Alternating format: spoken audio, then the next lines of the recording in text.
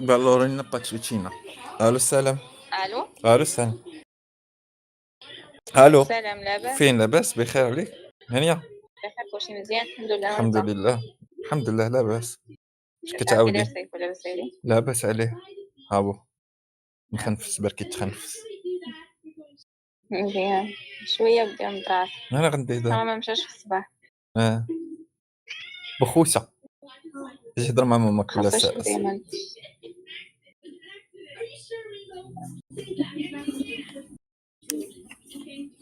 الو الو حبيبي ديالي لاباس عليك لاباس عليك؟ قول لاباس الحمد لله لاباس ماشي لاباس الحمد عليك لله. كلشي بخير مالك؟ قصتك فادي لما شاتك طبي برات. وشنو فين وعدتك؟ كلشي مزيان عندك شي حاجه تما؟ نشوف بلاتي دور رجلك دور رجلك نشوف. هذيك اللي النقطة. هاد النقطه شنو هي؟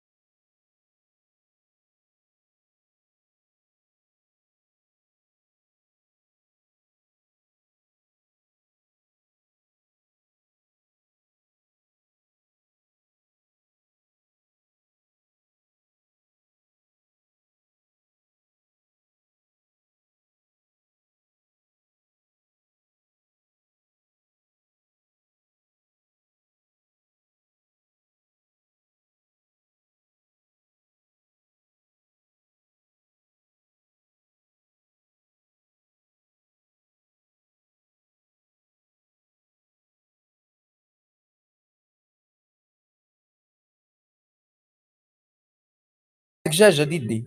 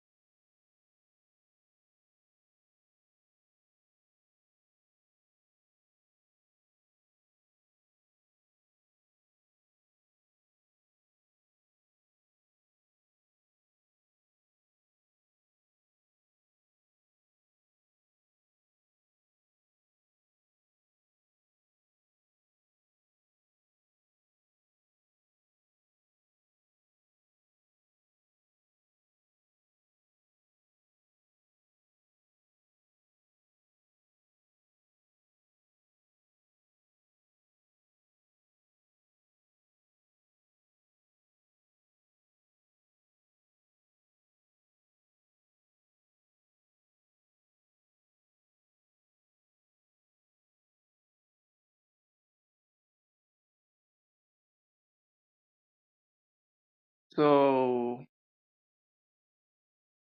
the Earth is flat or round?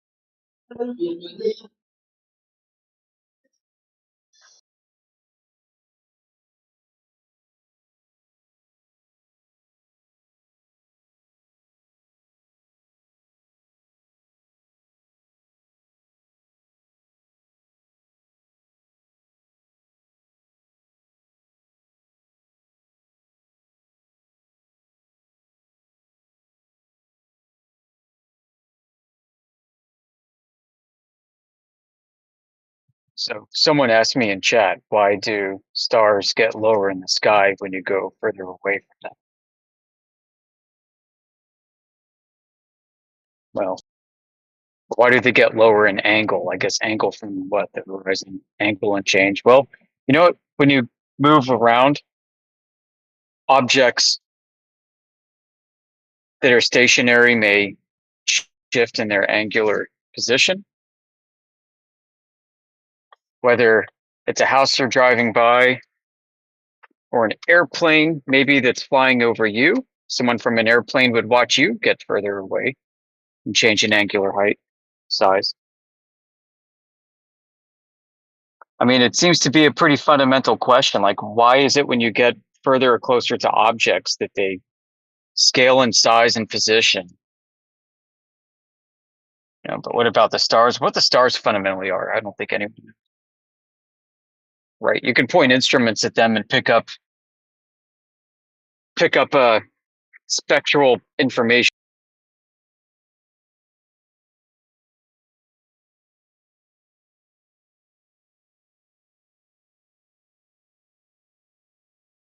That doesn't mean you know what they are.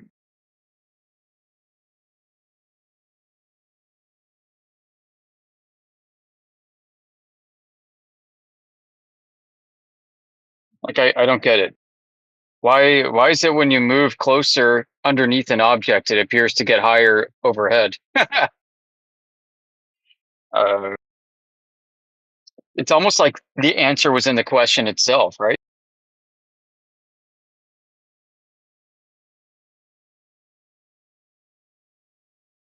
How far can one see through the atmosphere? Well, that depends on a lot of things, doesn't it?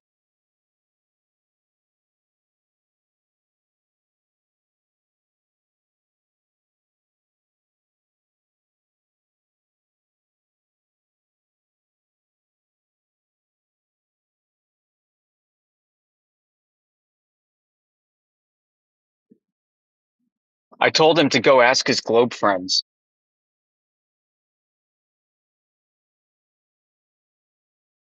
That's got to be Rich Evans again.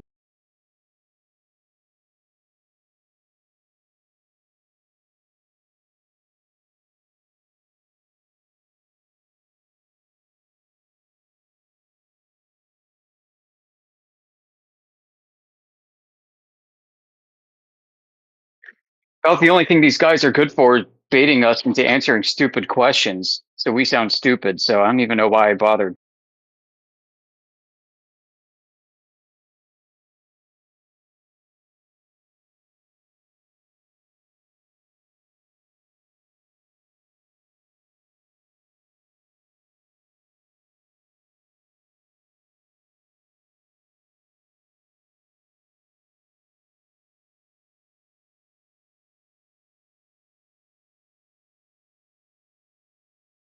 If Earth is a globe, how come you can't see a flat Earth?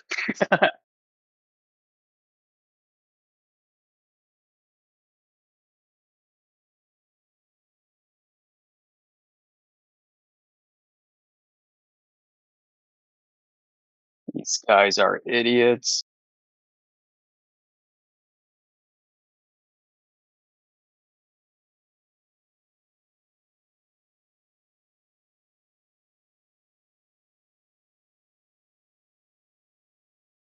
Yeah, so what's going on? I feel like I need to wash my brain.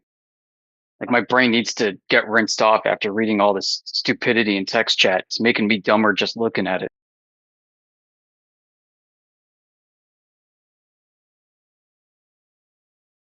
maybe this is a new troll tactic. Like maybe this is where they're going with this. Is we're just going to ask the dumbest freaking questions we can come up with and see if flat earthers will waste time with it.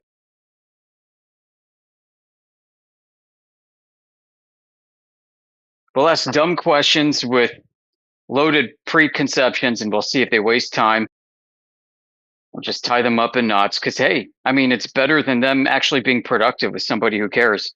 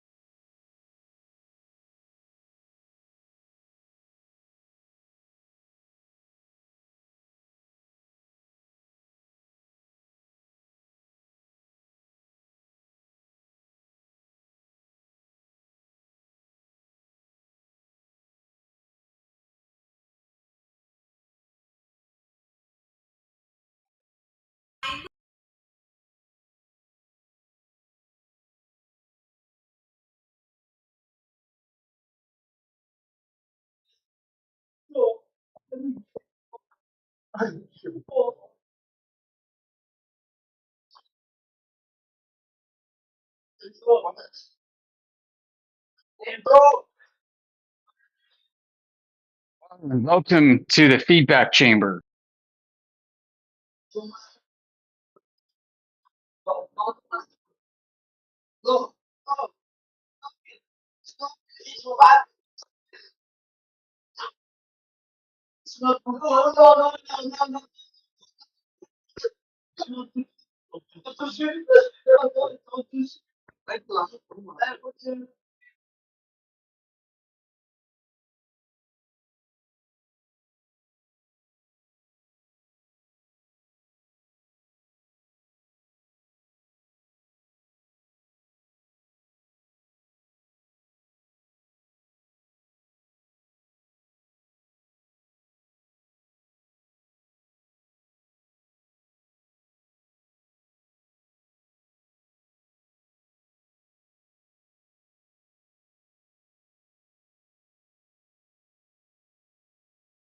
Interesting that his membership date and join date is September 25th, 25. Like the same day he created an account, he joined the server. I wonder if this guy's got a rap sheet here. Let me see.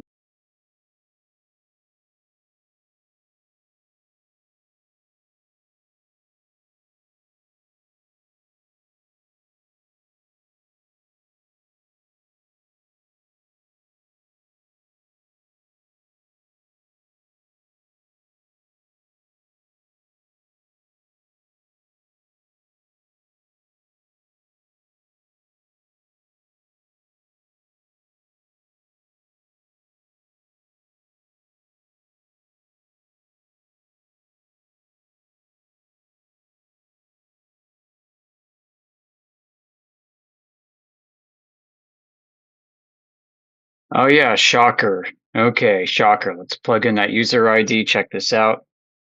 Messages. Scroll, scroll, scroll, scroll, scroll. T-Dub from 2 months ago. Hey, Flat Fiend, DM me your original account name. We want to know who it is we're talking to. You're obviously on an alt. 2 months ago. Hey, I got a better idea. Get on your mic, Flat Fiend. Up, and he was text muted 2 months ago. And he was banned 2 months ago for 39.59 minutes for being a troll. Has it been 39.59 minutes?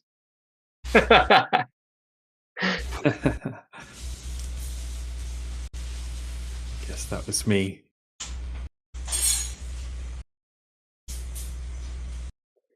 Maybe it's our old friend Gunslinger.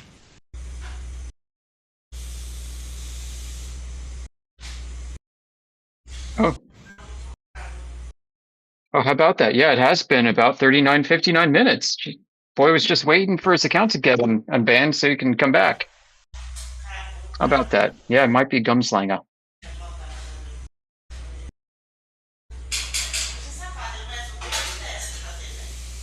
Leandro, you're hot micing a little bit there, buddy.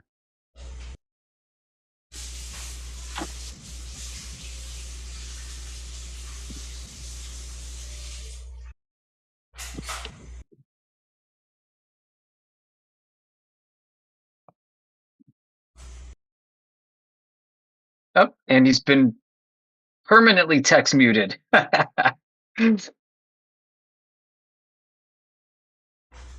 Excellent.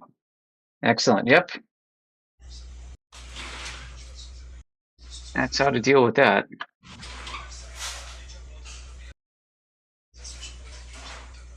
Those are the dumbest questions I've seen.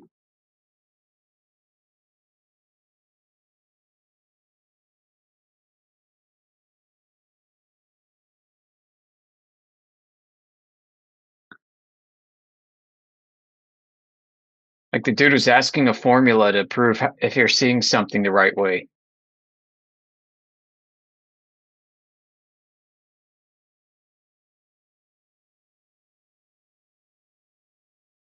Hey, I'm not sure I'm seeing this correctly. I'm going to have to use a mathematical formula to confirm that I actually see it.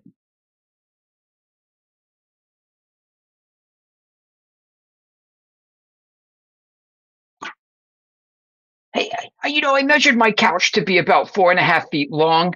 I actually need a formula and a model of the couch to compare this with, so I know that I'm correct.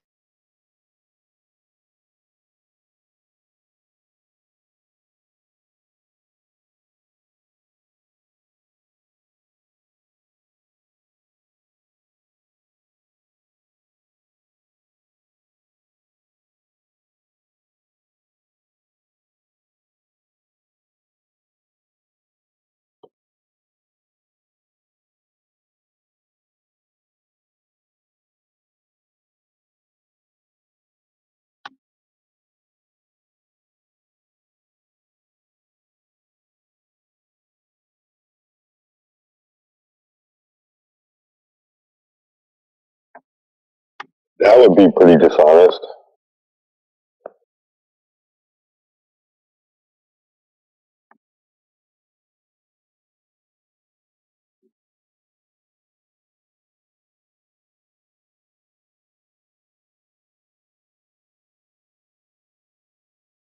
It's almost like they want reality to be a computer simulation.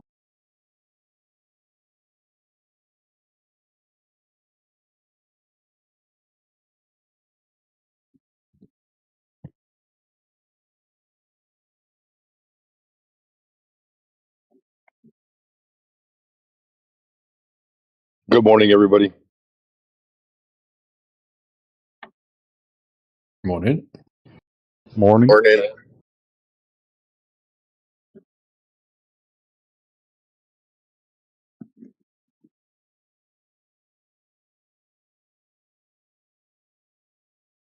We are women. We are free. Hello? You know, What do you say? We are women, we are free? Who said? Um, anyway, Plan and Truth. Do you have a small conversation with me, please?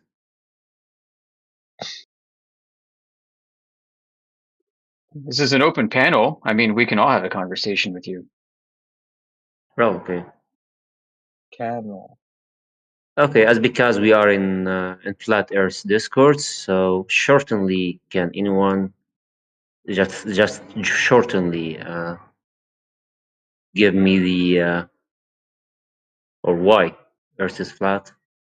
Yeah, well, it begins with your experience. You don't know what a globe should be because you've never seen the curvature of the Earth, you've never felt its spin, and nobody's been able to measure the globe surface. So, beginning with that, the question is how do you know that Earth is a globe? Boom! What about the space and the people who go to the moon watching? Yeah, What well, about couldn't they go NASA? to space above a flat Earth too? Like, Hmm. there's a lot of space above a flat Earth. Okay. So the answer is you think it's a globe because you believe everybody else thinks it's a globe. No, I'm just thinking with you about that. Okay, what about NASA? I think there is Yeah. a great how can I say company? It's called NASA, and it's very old in this. So same Do you question, right? think NASA shows you a picture of what looks like a globe. How do you know that that picture is what the globe should look like?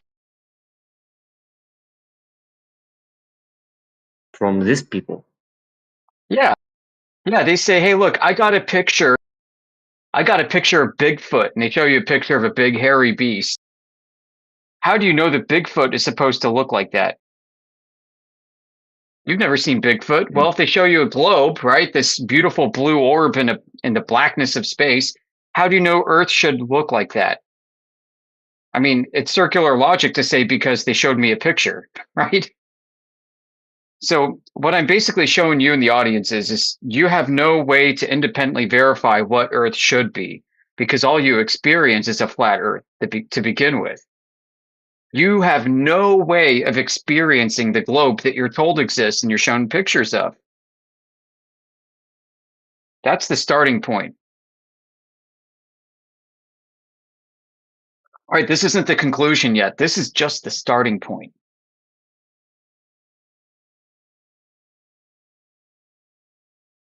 So we've gone out and we've tested the surface. We've measured it. We've measured it with lasers. We've measured it with long distance observations based off of surveyed distances for those observations. We've obtained high altitude infrared footage. We've got flat earthers with weather balloons going to 120,000 feet. Yeah, I mean we've got so much evidence. We've got probably thousands of cases to present to you. And the funny thing is we've been looking for globe evidence that's done to the same level of standard, and we can't find any. Right? What we've got are unverified claims, like NASA showing you pictures that you have no way to test. Well, I shouldn't say that. You do have a way to test for it, right? You go out and you measure the surface like we have, and you find out that it can't be curving the way NASA presents it.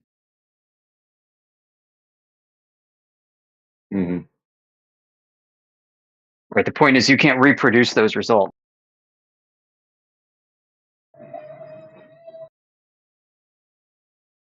Okay. NASA it doesn't say the truth, and the Earth is flat, and it's not a global. But the question is, why they say it's global? At the same time, maybe it's just maybe because we are playing in something called the possibility. As because we say it's a flat, they say it's a global.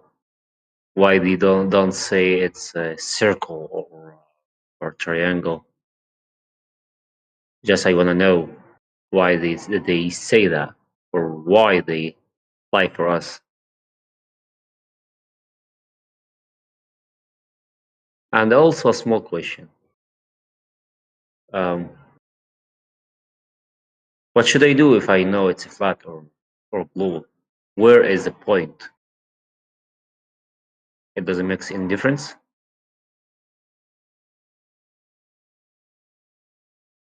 Well, NASA might not necessarily be actively lying about the shape of the Earth, essentially, right? They might be lying about space travel, right? Going to space. They might genuinely believe that the Earth's a globe, right? And be lying about presenting CGI images of that.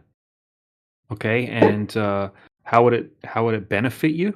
I mean, and unless you like living a lie, right? If you want to know where you live, you know, it will change a lot of things, but you probably won't know until you actually take a dive in and do your own research and come to that conclusion yourself.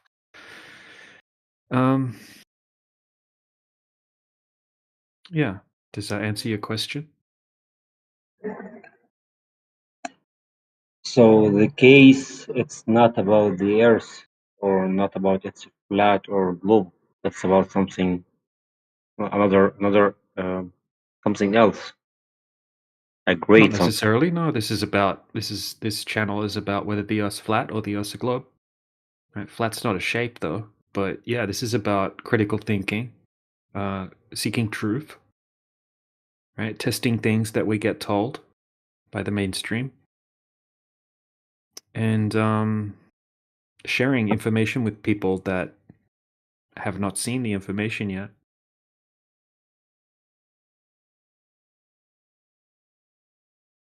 Encouraging No. people to think critically.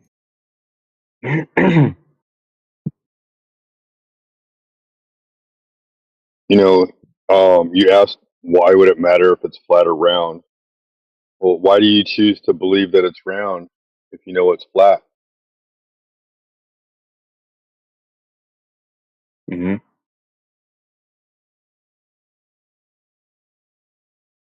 Like Yoder said, your experience is that it's flat. All measurements on Earth dictate that it's flat. All engineering practically uses it as flat every day. So the entire experience is a flat Earth. And then, but you want to ignore your own senses and say that your senses are lying to yourself. And then you say, well, what difference does it make? Why would you want to live that lie? Why not? You want to live a delusion?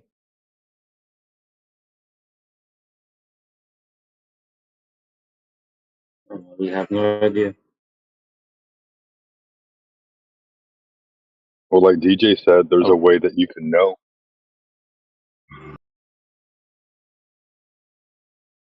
Okay, but the case, so in this case, it will go us to another something else. It's not about flat or not, but I want to know the Earth is flat or global. Is this it's a result or a point to go to another something? No, this is testing whether the Earth's a globe or not. When we test it, it's not a globe. Okay, I will go with you in the end. Now the Earth is flat. Okay, so Yeah, so what? Now it's flat. Yeah, so okay, what are you expecting so to happen? Fireworks? I have no idea. Yeah. He wants a prize. A parade. We could give you a prize. You know, you could get a T-shirt with your name on it or something like that. Hello everyone, hello guys. Hello. Hello. Look, you might not understand what of an impact it would make on your life, but I guarantee it's had a big impact on anyone that finds out, anyone that knows that the Earth's not a globe. It's going to have a big impact. It's not going to change the way that you experience the world because you already experience the world as flat and stationary. It's going to change the way that you look at the world. It's going to change maybe the way that you do your research. It could have all sorts of different decision making potential, right? Depending on the individual. I guess you'll never know if you never go.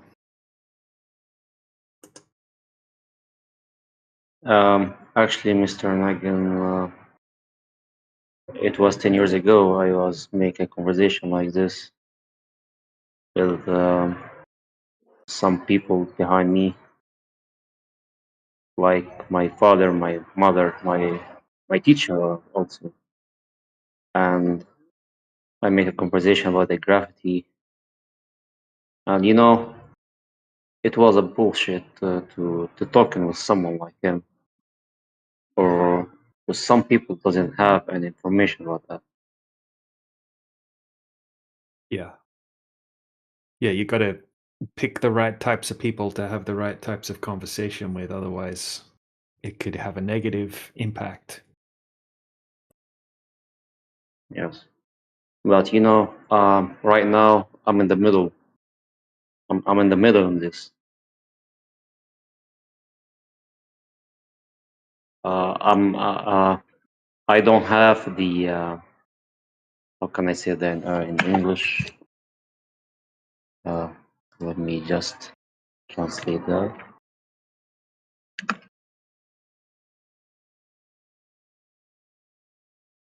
Courage. Yeah, I don't have courage to talk about that. Right. Well, you found the right place. If you are interested in learning more about the topic, then this is a great group of people that can show you the empirical evidence that cannot be denied.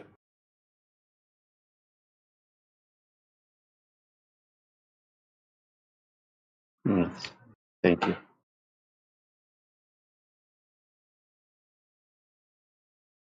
Prasad, If you guys have any, yeah. What were you going to say?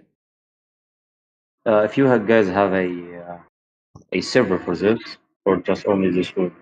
Yeah. So we're from a server called 24/7 Flat Earth Discord. Okay. Can you give me the link, please? What's your? Yeah, I'll send you a friend request. Who am I talking to? Weal, Weal. Hey DJ, was I just okay. hot micing earlier? Because I was like yelling at this No. guy. Okay.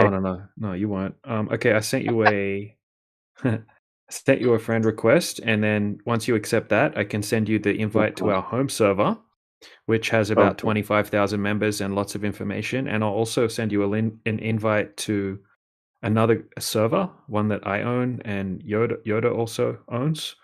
And that's like a big library of information as well. There's stacks and stacks of information in both of those servers combined.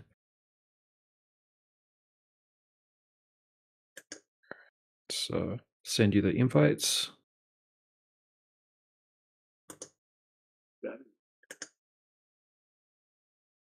Tired.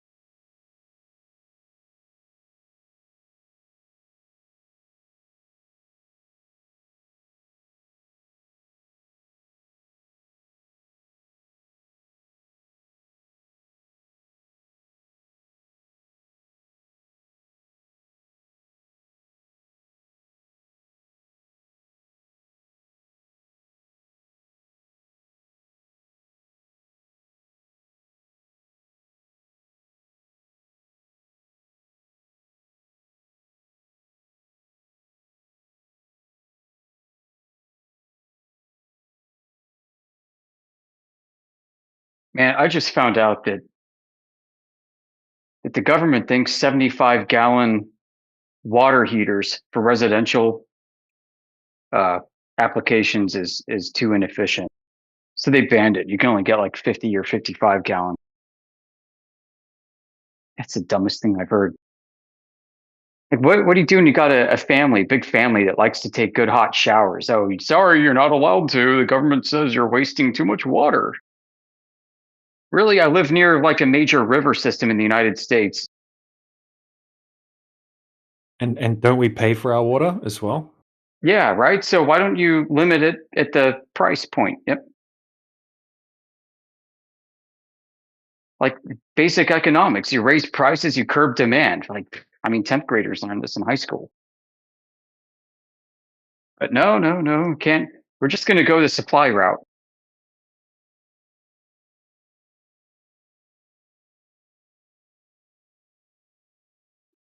So now the guy, I was speaking to a guy to give us some estimate. He was like, well, what they've done, they've got a way around it. See, you just like put this like thermal recirculator doohickey on top of your tank. And it's like, it functions now like a 50 gallon tank plus an extra 25 gallon and quickly heating reserves. I'm like, oh yeah, really? So I bet that's pretty inefficient if it's hooked up to the electrical grid. It's like, oh yeah, these things consume a lot of electricity. Well, why not just give us a 75 gallon tank? And I'm like, and besides, I want this hooked up to natural gas instead of, electrical power. So, does the government like want to encourage that? Getting off electricity and onto natural gas, isn't that cleaner? Oh no incentives. And in fact, that technological solution is actually a bit more complicated and it's going to get more expensive because your gas manifold coming into the house isn't big enough. So you'd have to do this and do that. And like, oh, crying out loud. I know I'm derailed here, but there's a great book, actually 2 books by a great author named Jeffrey Tucker. Jeffrey Tucker's an economist with the Mises Institute, or was. And one of them was called Bourbon for Breakfast. And another book he wrote is called It's a Jetsons World. It's basically a book of his diary entries, where he's ranting and raving about how stupid all this crap is that we deal with consumer grade electronics, consumer grade appliances, and things that like the Environmental Protection Agency mandates be changed about a system that ends up making it less efficient altogether, thus increasing like carbon output, thus increasing electrical consumption, thus doing the very thing that they claim to be trying to curbing in the first instance. And how on the back end, the statisticians working at these agencies are cooking the numbers to make it look like they're making progress when the opposite's happening. So yeah, great books. I mean, especially if you want to get pissed off at your government. But he also has helpful tips on how to deal with some of this stuff. Like, if you never thought about it before, you can open up your kitchen faucet by unscrewing the cap and taking some pliers and pulling out an EPA regulated like restrictor valve and increase the flow rate for your kitchen sink so you can wash kitchen dishes more effectively. So all kinds of fun hacks like that he talks about. It's a really good series of books, honestly. I mean, but we got much bigger issues going on now, apparently, like, satanic child trafficking, cannibalism. Like, holy crap, guys. Like, the entire Western world is built on an altar to Moloch. And that is not an exaggeration anymore.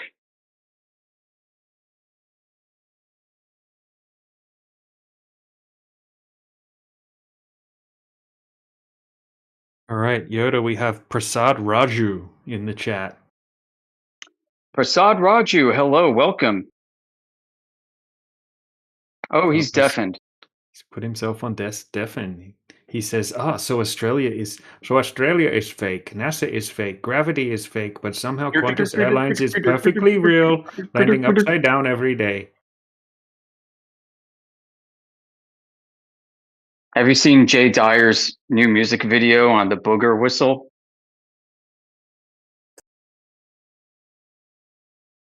Let me go find it.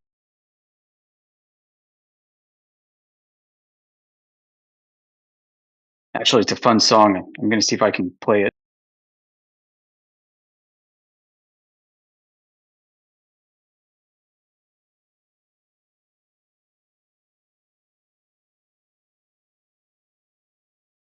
Oh crap, I can't because of the autocorrect. Can you play this? I'm gonna post.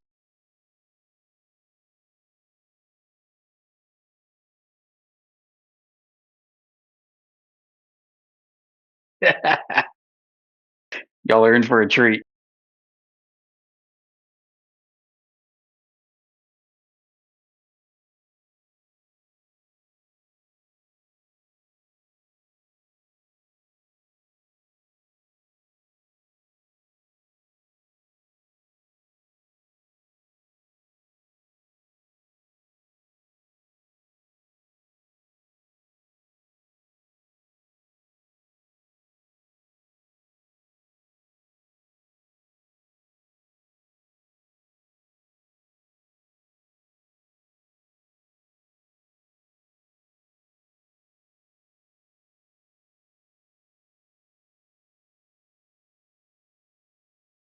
It's that booger whistle, baby.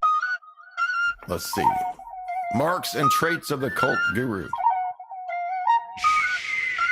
They do not typically like you doing well. What? They are persecuting me. They do not have spiritual eyes to see. Therefore, they must take down what they do not understand. That's that booger whistle, baby. They're energy vampires. That's that booger whistle, baby. I got a booger whistle flute. They're energy vampires. That's that booger whistle, baby. Oftentimes, the communal living that the guru demands doesn't match up to the guru, who's driving around in a freaking Rolls Royce. What? How many swamis got a dang Rolls Royce? What? I had vision last night. The ascended masters came down to me. They says, Swami, you are to get Rolls Royce. That's that booger whistle, baby. They're energy vampires. That's that booger whistle, baby. I got a booger whistle flute. They're energy vampires. That's that booger whistle, baby. How many Rolls Royces you got? Get over there in that communal living. By the way, get out of my Rolls Royce. I heard he's got 14 Rolls Royces. And by Monday, he would have 15. That's that booger whistle, baby. They're energy vampires. That's that booger whistle, baby. I got a booger whistle flute. They're energy vampires. That's that booger whistle, baby.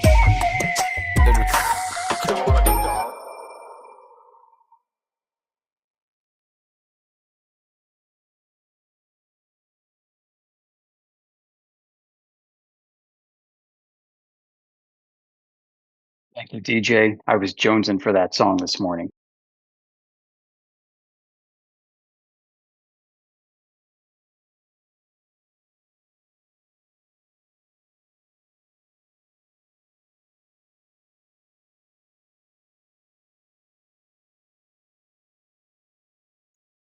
That was Booga Whistle, Cringecore by Jay Dyer.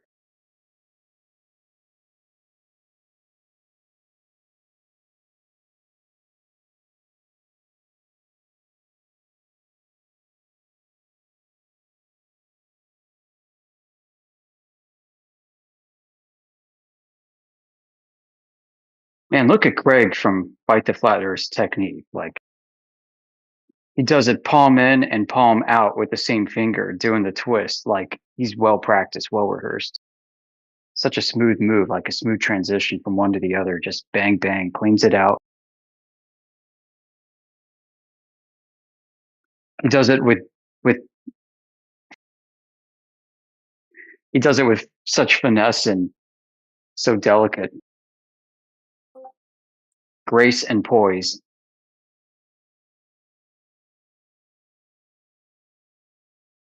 Palm in, palm out, and disposes of the evidence. Hopes nobody was watching.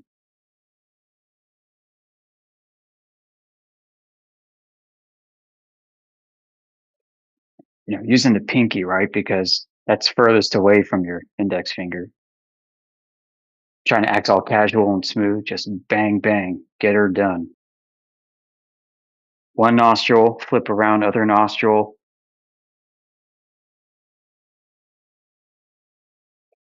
Dispose of it.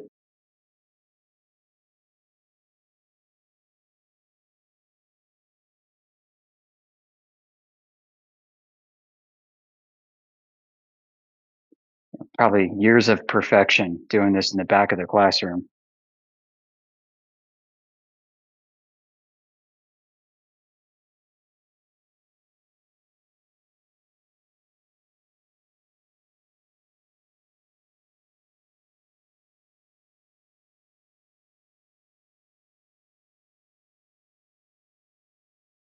I mean, what a pro move that is. I don't think I've seen anybody pick their nose with such pure elegance.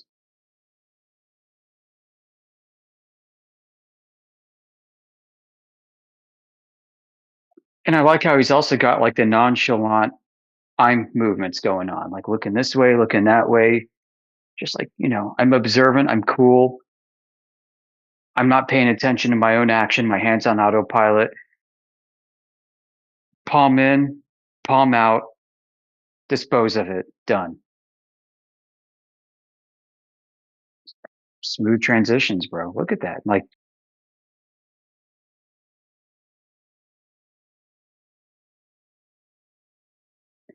there's no fumbling around with it. There's no indecision, no hesitation whatsoever. Very surgical.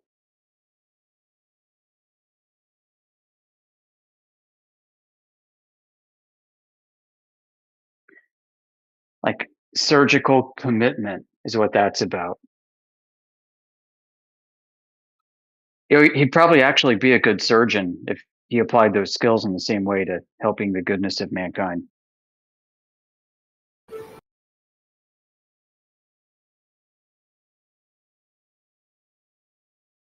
But that's Greg from Flight the Fat Earth. Flight the Fat Earth.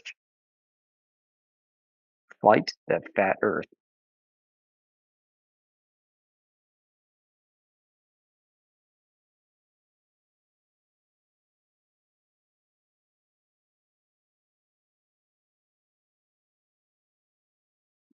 I mean, you don't get that way overnight, that's for sure.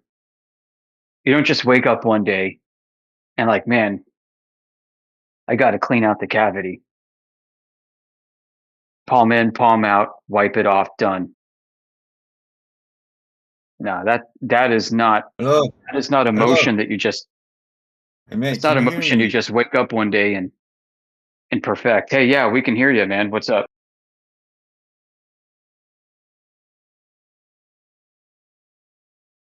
You like that song earlier? The boogo whistle flute. How come all these gurus got them Rolls Royces driving around, these swamis, and then expect you to adapt to communal living? Boogo whistle. Energy vampire.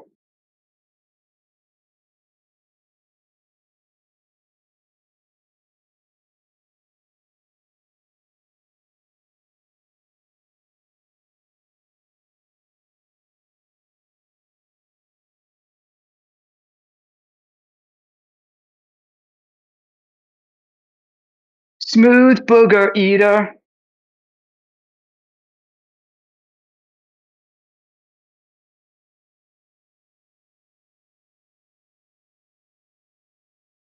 Like, I'm with you there, dude. Like, how come people come in, start interrupting the stream, and then go silent once they're addressed? Makes no sense. Can you hear me? Can you hear me? Hello? Hello? Indiana Jones. Bad dates. Yoda, because they got no manners. That's why. Yeah, that's right. They're eating them boogers.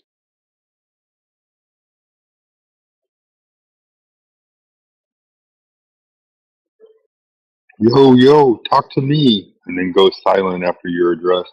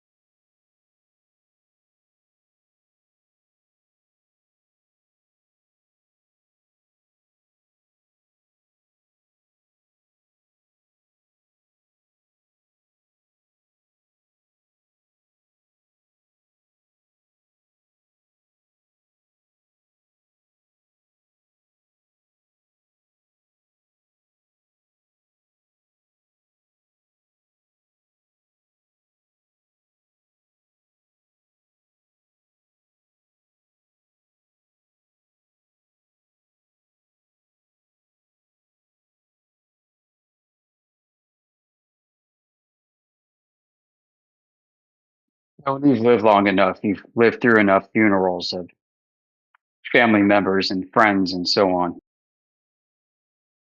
I think back to some of my family members who passed on years ago and the kind of world that they used to complain about then in their day before they passed away. Things have gotten so bad, the kind of world they complained about is the kind of world that I wish we lived in compared to all this freaking satanic, cannibalistic debauchery going on in the West. Can we say that?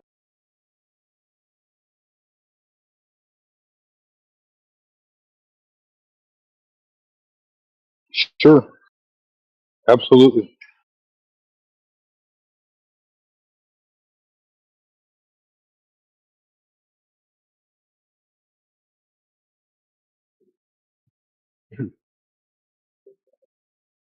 There are a couple things I learned yesterday I don't even know if I can talk about.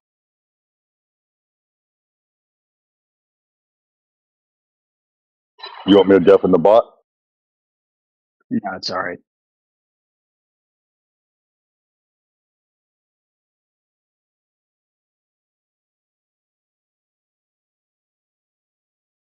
So when Pam Bondi lied to Congress and Senator, what's his name, Ted something, called her out and basically asked for her resignation on the spot. What a great guy. Representative. It was in reference to evidence of a particular case that went beyond what was just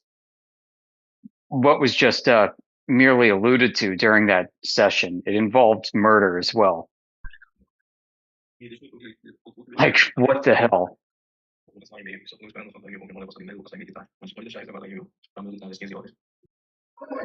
Hey, Morlog. Yeah, muted. Then I learned that, yeah, they released 3.5 million files containing heavy redactions. And that's really like half of it. There's another 3 million that they held in abeyance that nobody's even seen yet. It gets worse than that. They redacted. They unredacted victims' names that they weren't supposed to unredact, and then they redacted the abusers. Yep, that's it. They redacted the abusers and unredacted the victims. That is it. Yep. Like, in what world would that be considered like an acceptable concession? Like, that's just an insult.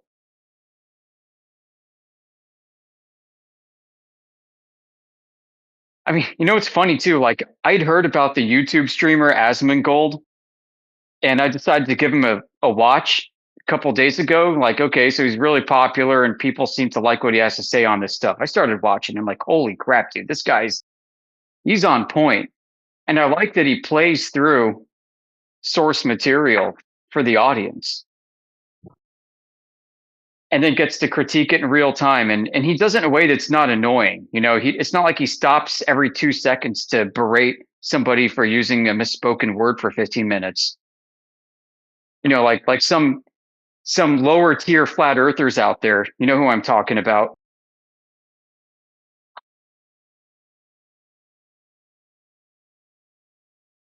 some of the ball Hey, by the busting way, ones. I was going to tell you, Yoder, check your DM. I just sent you a link on a special video that was made about some other damning evidence that isn't really being talked about. I'm not going Okay, to talk cool, about man. it here, but definitely look into it. All right. It's crazy. But yeah, the whole thing is on. So here's the weird thing, right? Ted Lieu, complete fucking moron for the last 6 years that I've known him. Jerry Nadler, complete fucking moron for the last 7 years that I've known him. Yeah. I can't believe I'm siding with them for the first time. I'm like, Yeah, what? no. Yes.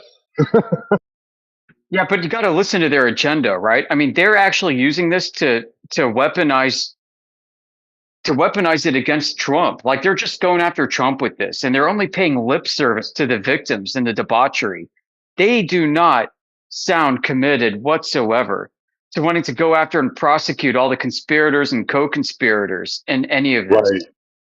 They're just using it like Asmongold, he called it laundering. They're laundering this to suit their political agendas in the end, which is really just to go after Trump. And you know what? He's also right to say, go after both of them, go after all of them, go after Trump, go after every co-conspirator. Exactly. Like this transcends politics. Absolutely does.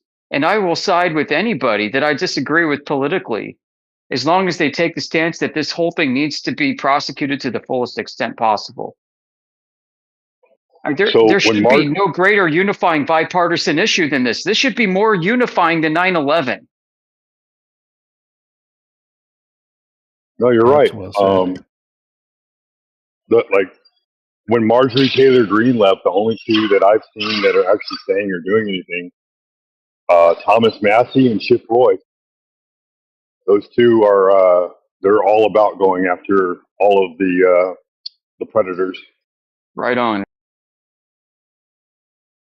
Pam Bondi's performance. I sound like a dyslexic today, don't I?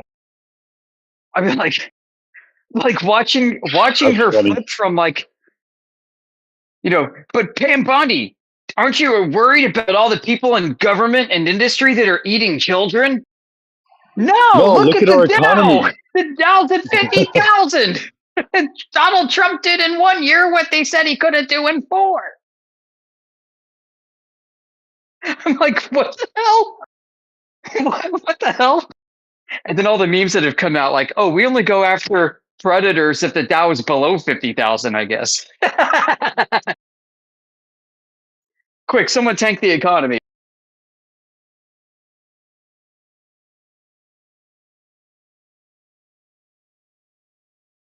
Like that was only among all the stupid things that she said. It stands out because it's so blatant, but she said other dumb, like equally rich things as that I just can't. Like you got to wonder, right? I mean, people are saying, is she retarded or is she just like really like she just doesn't know how to do a good job covering things up? How about the ad hominem? Oh, you're a washed up lawyer. You're not even a lawyer. Like, why are you attacking the person? Yep. Which I agreed with. I mean, I think that was Jamie Raskin that she was talking to. I would agree with that sentiment personally.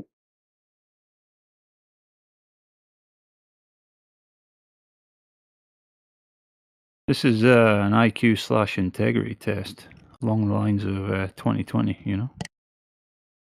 Yeah. How much evil can we put out in the face of the public and get away with? Right. And watching these mainline Democrats use this issue to start complaining about Trump sending ICE agents to clear out illegal immigrants in cities. Like the kind of mental gymnastics it required for them to try to mainline the idea that these two events are somehow connected was just absolutely dishonest. It was freaking retarded. Yeah, how do you I'm feel not, about this? like looking into it as detailed as you, Yoda. Like I'm not listening to leftists and how they're rationalizing it away. I can just, I can figure out myself without listening to them.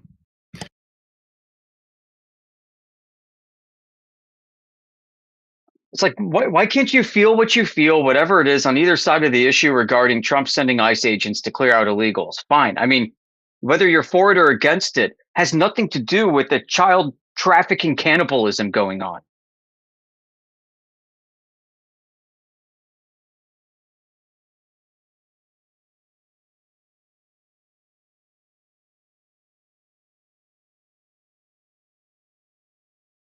There's just no way they've allowed this information out if they didn't know that it's going to be all fine, you know?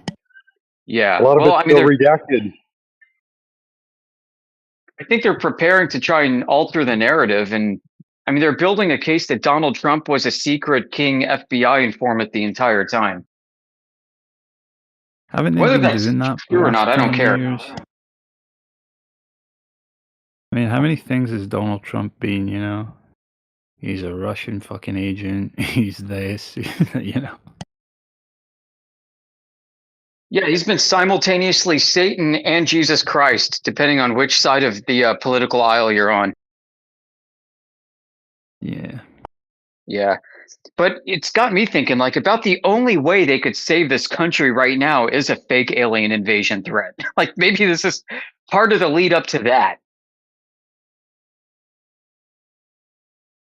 Like, they might need a more unifying issue than this.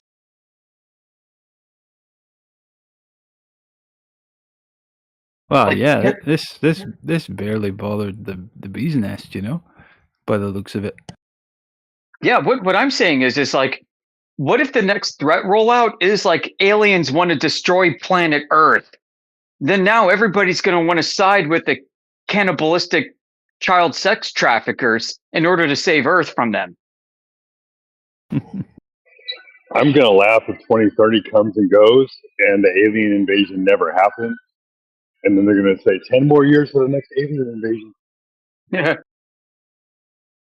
Yeah, I was thinking that too, that the way they could deal with that is almost like that they're promising moon bases. They could string people along about this impending alien invasion that never comes, just as much as they've strung NASA fans along for going back to the moon. That's what Elon did. He said Elon just tweeted out like a few days ago, I guess, I've changed my focus from Mars to the moon. We'll be putting moon bases on the moon in 10 years. They're about to add another line item on their revenue sheet for collecting taxes to help save Earth from alien planetary destruction. Is it not that they're creating an environment in the human consciousness where we cry out for the alien rulership? That's a good point too. Come aliens, save us from these cannibals. Yeah. And you know, they just really it's the demons, put right? on their alien mask and come back out. Dude, we'll be asking aliens to save us from the people that the aliens gave us to lord over us. Yeah. The aliens are demons. Freaking Nephilim watchers and all that. They never left. They've just been hiding out.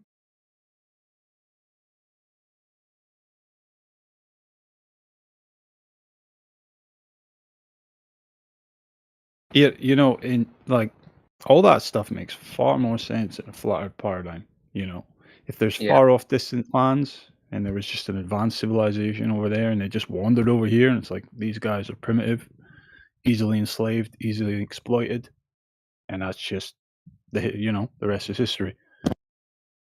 That's a very plausible situation, you know? Yeah. Or possibility. Yeah, if they're like material life forms, even that maybe live like 1,000 years instead of like 80. Or they just had a head start, you know? Just spawned in earlier than us, whatever the fuck, you know? Oh, yeah.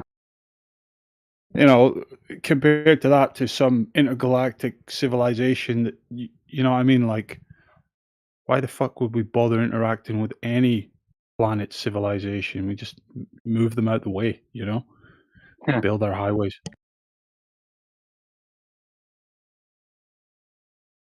Right, they'd see us as encroaching on their land. Seen so much advanced life, quotes. Like, why the fuck would they care, you know? We're going to go in and co-opt their entire civilization over the course of thousands of years, you know? For what? You could have like colonized 10,000 other planets if it's a resource game or something, you know?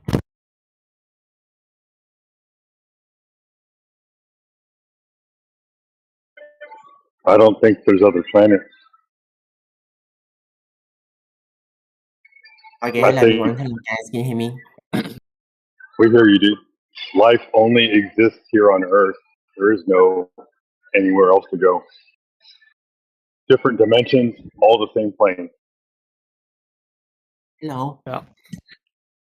But I'm just saying that there can be a very reasonable and practical, like, answer to all this.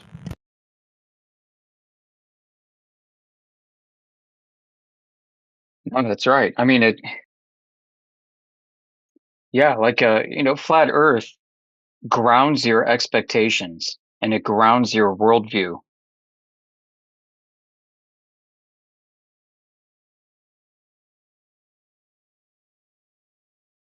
It doesn't even need to be in the realms of far out lands potentially still unexplored. It could be well within the known world maps we're given, just territories are hidden from us potentially. Right. Or even, vast underground civilization dwellers. Yeah, there's that as well. Under the ocean, too. Yep.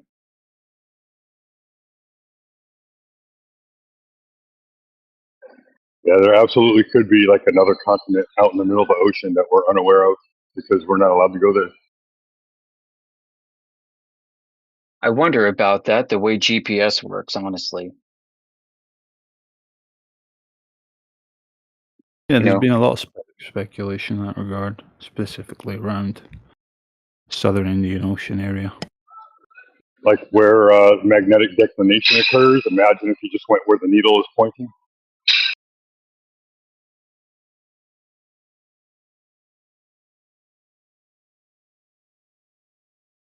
Yeah, and what if there's also a declination issue regarding the stars? And, I'm not just speculating without evidence. This was noticed in the 1730s that the angular rate of change of stars in the sky was not uniform everywhere on Earth. This was known in the days of Isaac Newton.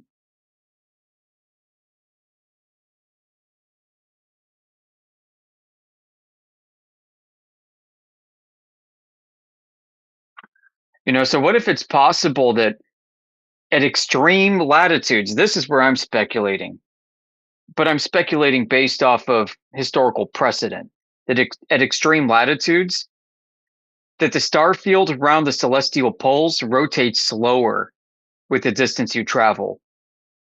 In other words, there could be more land to the north and the south. Your 70 mile or 69 miles per degree turns into like 400 miles per degree of rotation.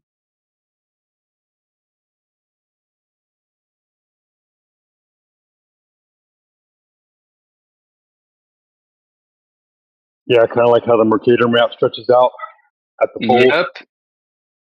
Yep, mathematically it stretches to infinity. And that's why it can't go to 90 degrees north and 90 degrees south on the map. They usually cut it off between 80 and 85 degrees because at that point everything is effectively parallel. Like all the lines of longitude are effectively parallel. And so the land masses would be stretched effectively parallel. Makes sense. They said they used the Mercator maps for navigation because it works better in the north and in the south.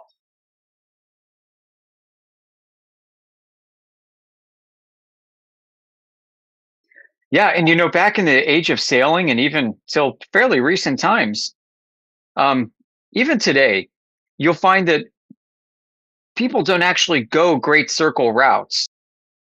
To do a great circle route is extremely complicated, extremely. Because you're having to change your angle of declination with respect to azimuth continuously. And in order to do this precisely, you need constantly updating grid positions in the sky so that you can alter your course. It's not a simple matter of looking at the north and then turning left to 270 degrees west and going in a straight line. If you were to head 270 degrees west and stay 270 degrees west, you're going to make a circle, not a great circle. Unless somehow you're at the equator perfectly. So people found it easier to just maintain their heading along a line of latitude, knowing full well that they're not taking the most optimal route, but because it's the most expeditious in terms that it's not that complicated and rather easy to do.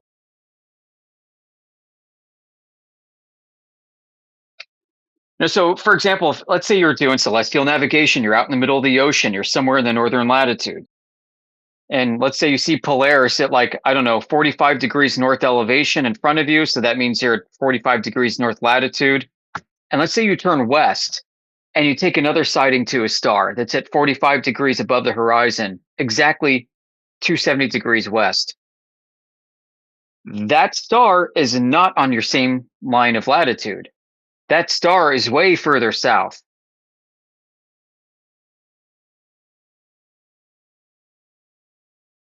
And that star is going to be setting if it's in the west. And it's not going to be setting in a straight line. It's going to be setting in an elliptical arc. So that star is not descending at 15 degrees per hour in your field of view.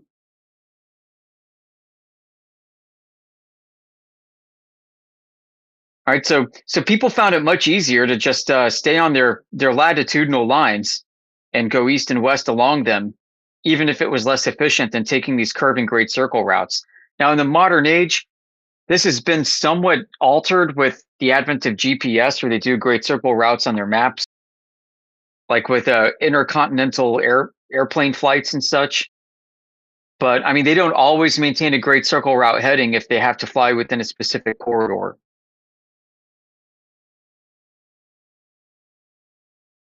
So even then, it's not like you have a consistent way to show that or demonstrate that. But I mean, still, like if I'm going from New York to Germany, I'm going to be flying over like Ireland to get there. It's just the way it is. Wherever Ireland really is, I don't know. But according to the map, that's how to get there, by taking this great circle route. You know, outside the flight corridors that I'm supposed to be flying in. There are also the ETOPS ratings for airplanes. So airplanes with different ETOPS ratings have to hug the coastline closer or further away, depending on their fuel capacity and their engine rating. But they're basically yeah. Go ahead. No, you finish. I was going to say, yeah, there are airplanes now that are capable of their engine ratings are so great and their fuel capacity is so big that they don't really need to conform to ETOPS requirements. Go ahead.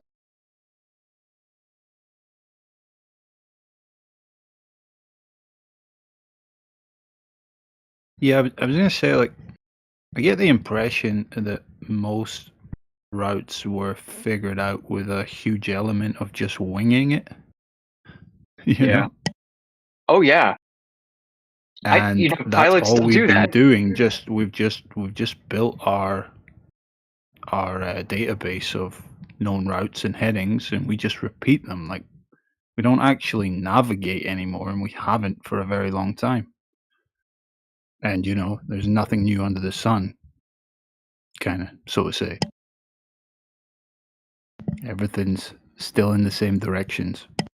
Yeah. Yeah, getting close enough, and then as you get closer, you start refining your precision better and better and better. Yeah. What is it that planes they come into? Oh, I forget the abbreviation, but they come into the local ground station range, you know, and then they guide them in. You know, they give them more precise headings, get them on their landing path and all that stuff. Landing corridor. Yeah, they use much more than just GPS. They'll use radio stations. Was it like the VOR or something it's called? I think so. I'm not sure. There's this instrument that has like a horizontal and vertical line, and you tune it to a VHF frequency, which could be a radio station, it could be a beacon at an airport too. But yeah, no kidding, it could be like your local radio tower that airplanes can use this as long as you have like a geocord for the radio tower. You can put it on a map and figure out where you are. But you have basically in the dial, like there are these horizontal and vertical lines, and when they cross over in the center or something like that, it means that you're flying along a direct path towards the source of that radio tower. And being VHF, it's got basically like 150-mile maximum propagation limit. Yep. So yeah, as you get closer, you got all these different tools that you can use to gain greater degrees of precision and accuracy to get to your destination. That's just the point.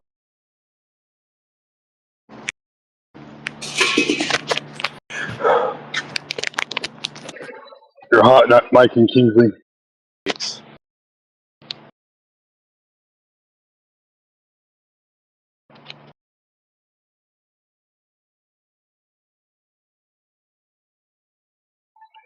You know, a question just dawned on me was if there's a plane Great Circle route, is there a boat Great Circle route? And if not, why not?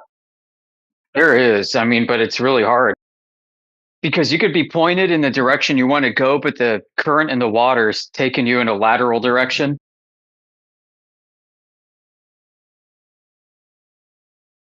There's nothing you can do about it.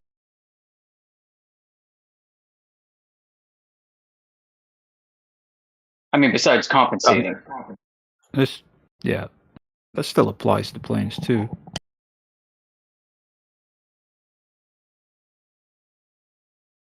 A lesser degree, I imagine. Easier to correct for.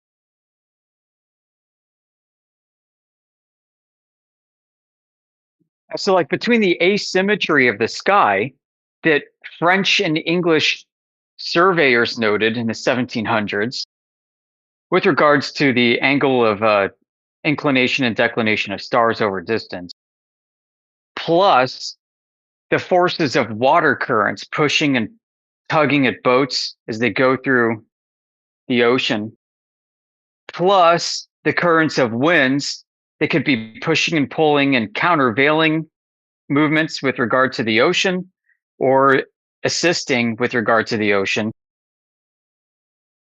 You know, you've got a lot of different potential movements and forces that you as a sailor may not fully understand what's happening. And it could throw you off course, and it often did.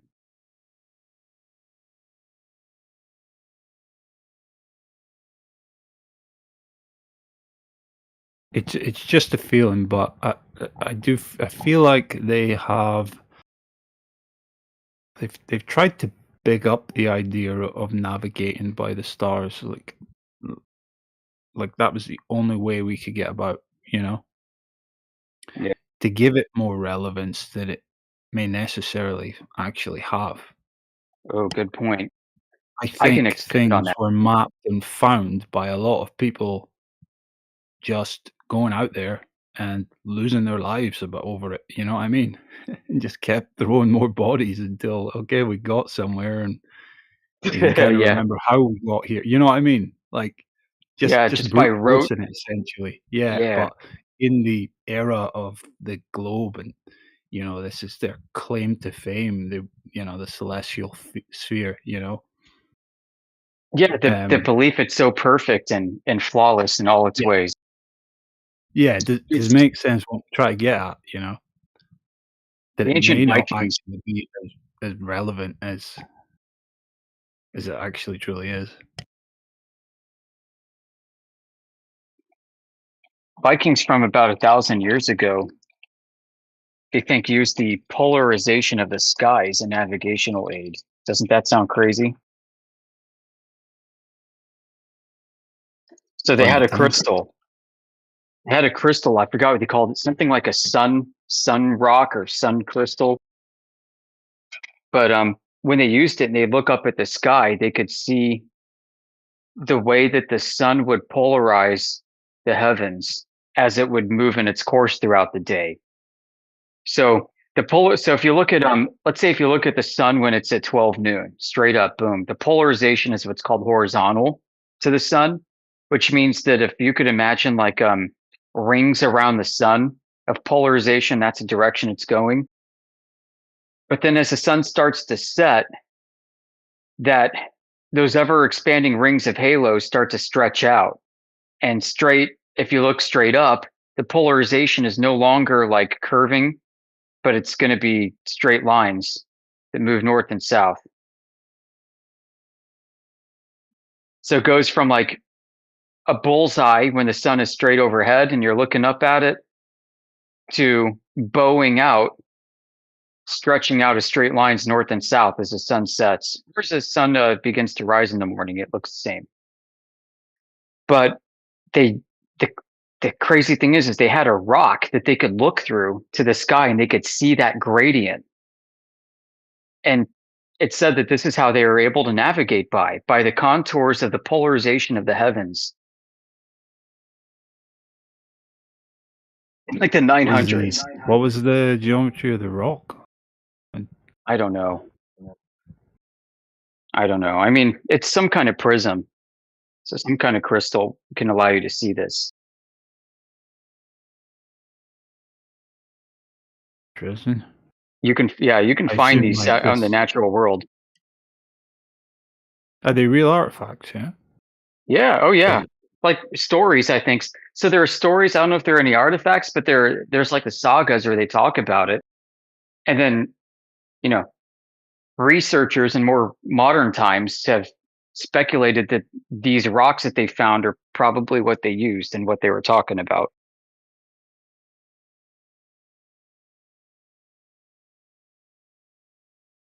That's interesting. Yeah, like that's a pretty big brain way to navigate.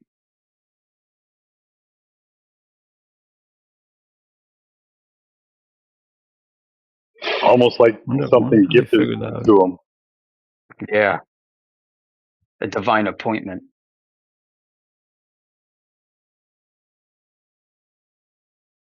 Hey guys, what's going on?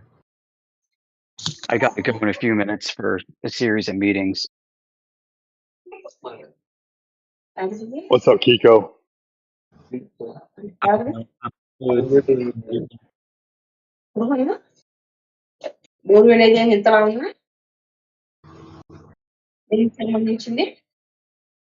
Kiko, you're hot micing.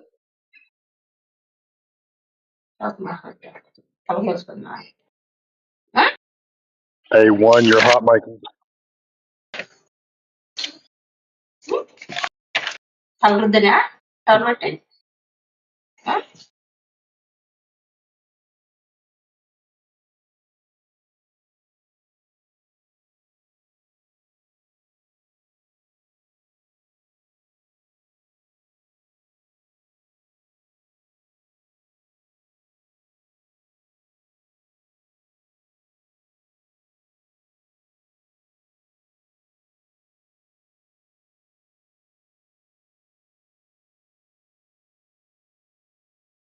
Trying to figure out what Lars meant by his comment there.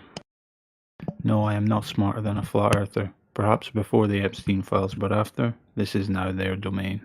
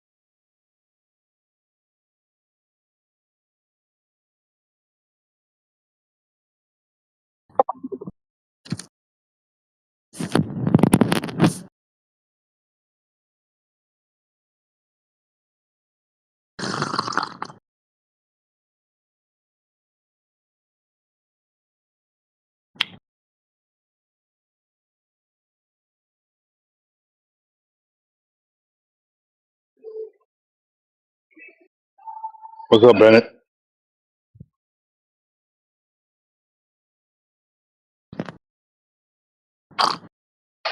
Hey,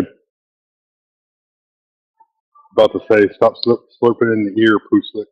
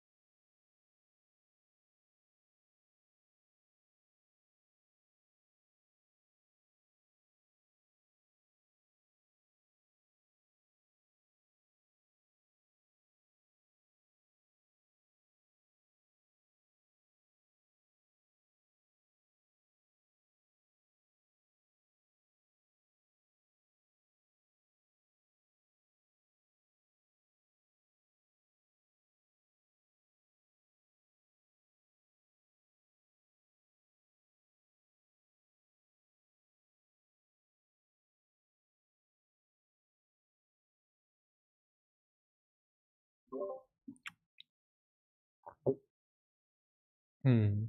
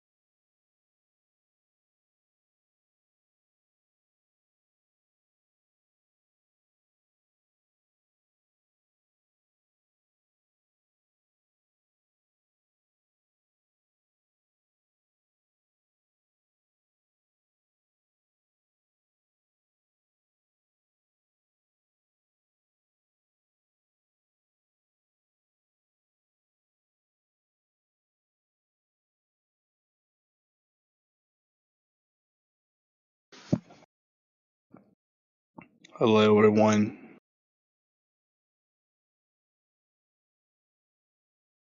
Hello. Hey, bro.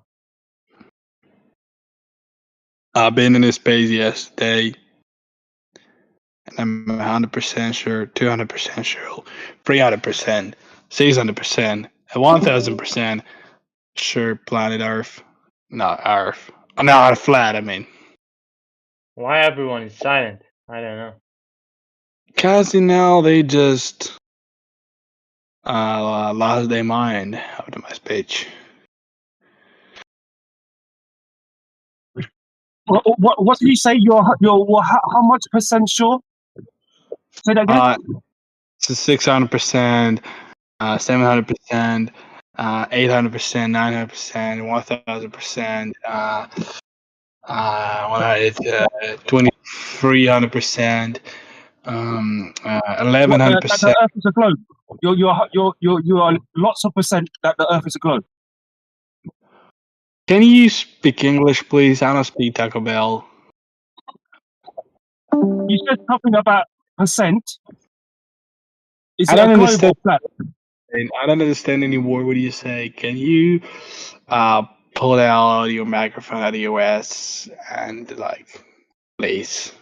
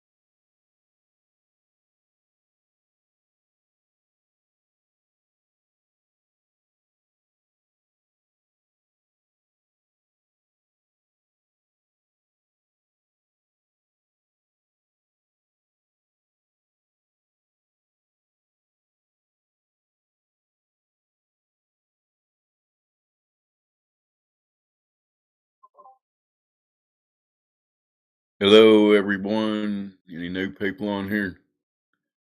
Doesn't look like it.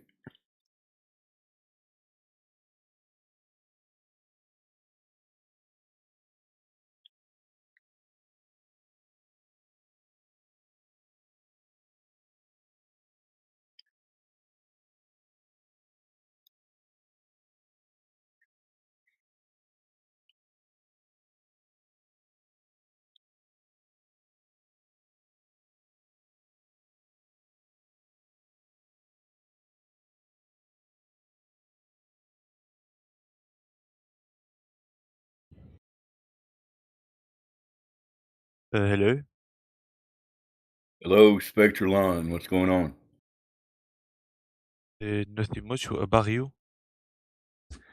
I'm okay. Your volume, you need to turn it up to 11. It's kind of low. I'll try to turn you up. Turn me up? I'm not gay. I'm going to turn up your volume. I can't hear you. Oh, are Pump you up the gay? volume. Okay. What's going on? What brings you to the Flat Earth server today? Are you gay? You didn't answer my question. No, I'm not gay. He left already. And he's gone. Listen to that guy said he came in here and said, I'm not gay. Oh, I That's think good to, he heard something wrong. good to know that he wasn't gay, I guess. I mean, it's good information. Thank you.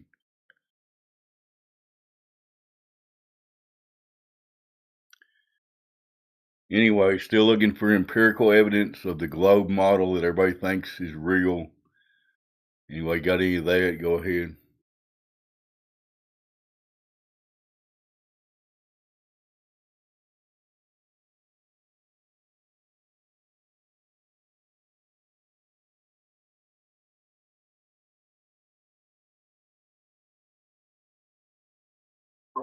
Unfortunately, every time you ask that question, you're going to get an awkward silence.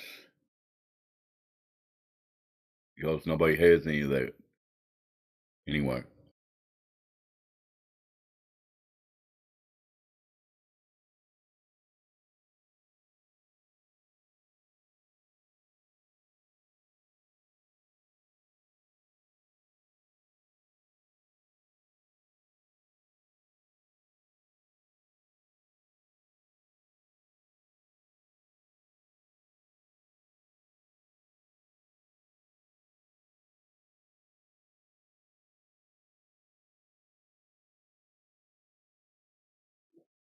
Dave, what are you doing? You got to be more gay.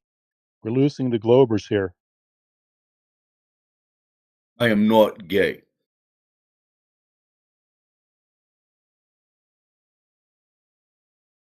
It's a good point, Plain True. You got to play down to their level. Only way to communicate with them, right?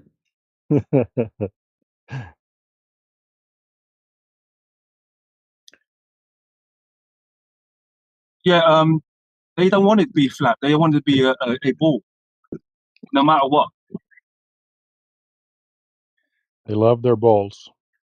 You know, a lot of people want it to be a ball because that's what they got taught, and their second grade teacher wouldn't lie to them, and blah, blah, blah, right?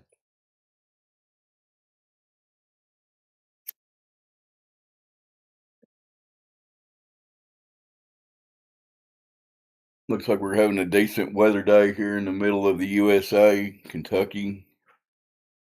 Sun is shining, whatever that is, but I'm glad it's there because I don't think I would be here talking if it wasn't there doing whatever it's doing. And the temperatures are slowly getting a little warmer. We're still in the middle of February though, so not real warm. Current temperature 36 degrees Fahrenheit with sunny skies here in Kentucky. Back to you guys.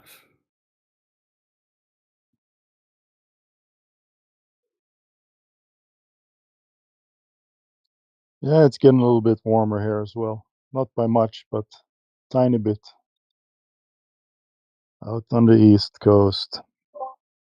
Hey Dave, looks did you like hear the Go ahead. DJ's discussion with that FICE school guy yesterday? He was an aerospace engineer, It was the best discussion. 3 hours of pure joy, dopamine hits. I mean, how can you take so many losses, one after the other? I really hope the On the Level clips that one. Yep, that was a good one. They line him up, knock him down. It's just like knocking little pins down. It was hilarious. I know what you're saying. Very entertaining. I had some work to do, but it was like that was really boring. So having this on in the background was just pure joy.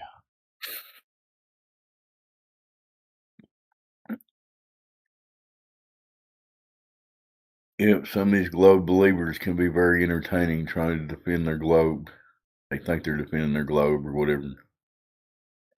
And I mean, it was a nice discussion at the same time. It wasn't like we were messing with him or anything. It was just that he brought up point after point and lost every single time in a logical way. It's like, no, Yeah. sorry, this is the answer to that. Oh yeah, what about this? Yeah, well, here you go. Oh, okay. Well, what about this? Yeah, here you go. If we're talking about the same guy, I remember him making sort of a concession. Like, I think it was on the horizon distance. So he conceded that the black swan observation was hard to explain on the globe. At least I'm paraphrasing, but you know what I mean. Yeah. If it's hard to explain, the horizon is never where it's supposed to be, right?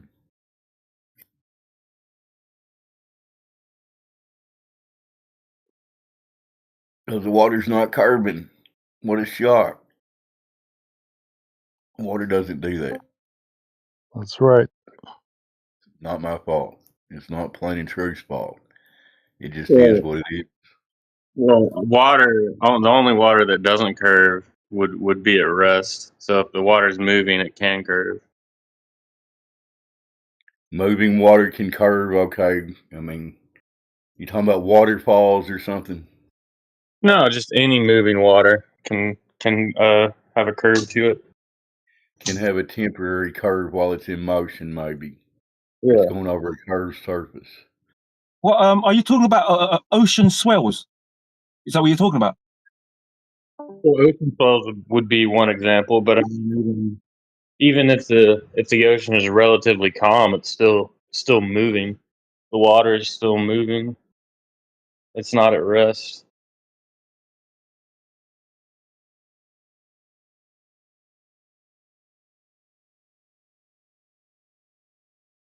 So I mean, water at rest is a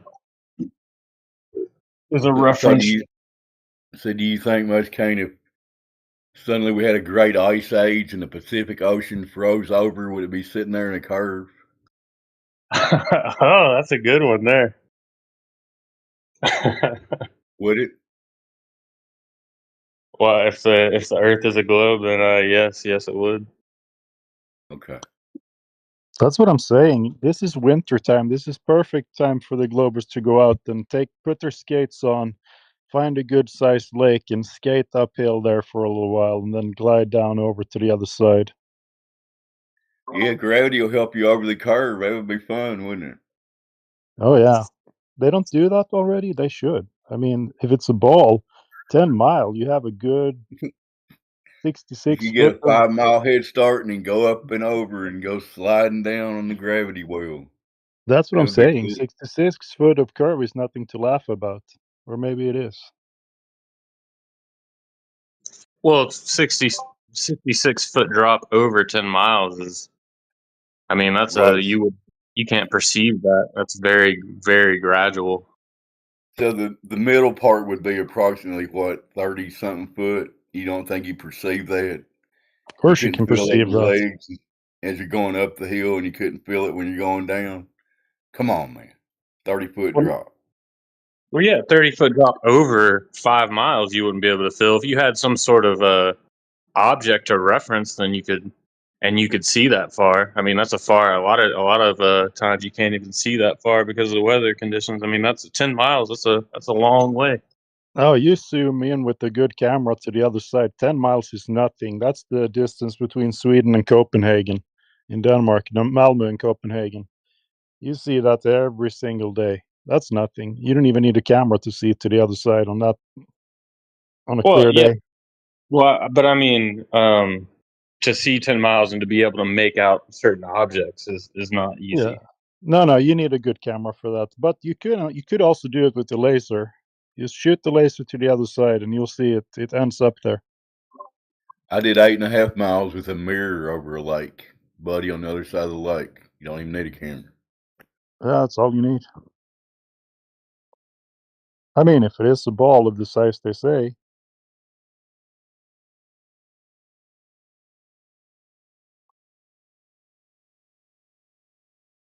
Yeah, I If you wish think you about the just ice skating thing, there should be like whole businesses that are advertising, come and skate over the curve and enjoy going downhill, right. Why don't we have that? Well, like I said, 66 feet over 10 miles, that's not a hill. It wouldn't be a hill that you could, like, just kind of glide down. I mean, A 30-foot drop is not a hill. Okay. not over 10 miles or 5 miles. A 30-foot drop over 100 yards, maybe.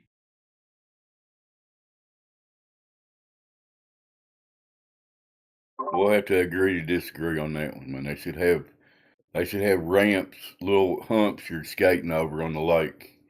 It should be advertised. Come and I skate mean, over the curve of the earth.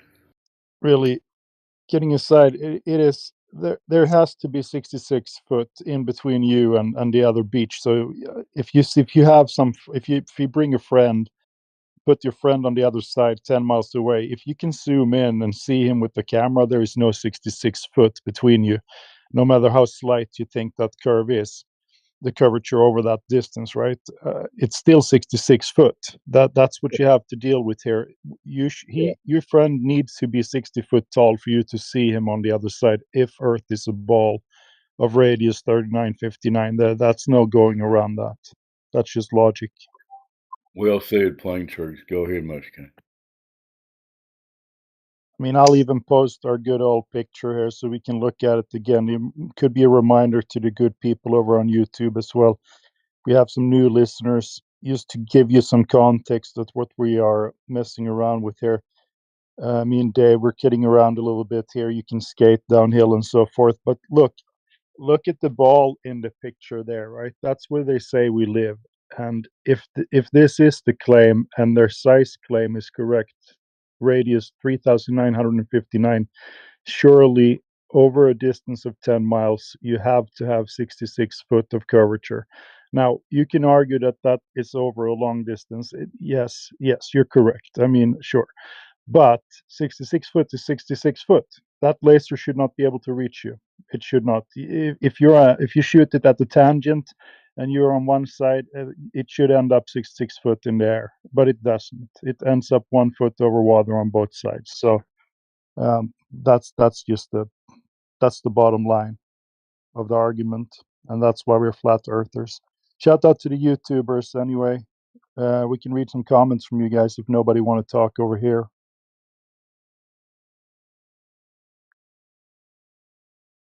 Well, yeah, I agree with you on that one, plain truth. I mean, 66 feet is 66 feet.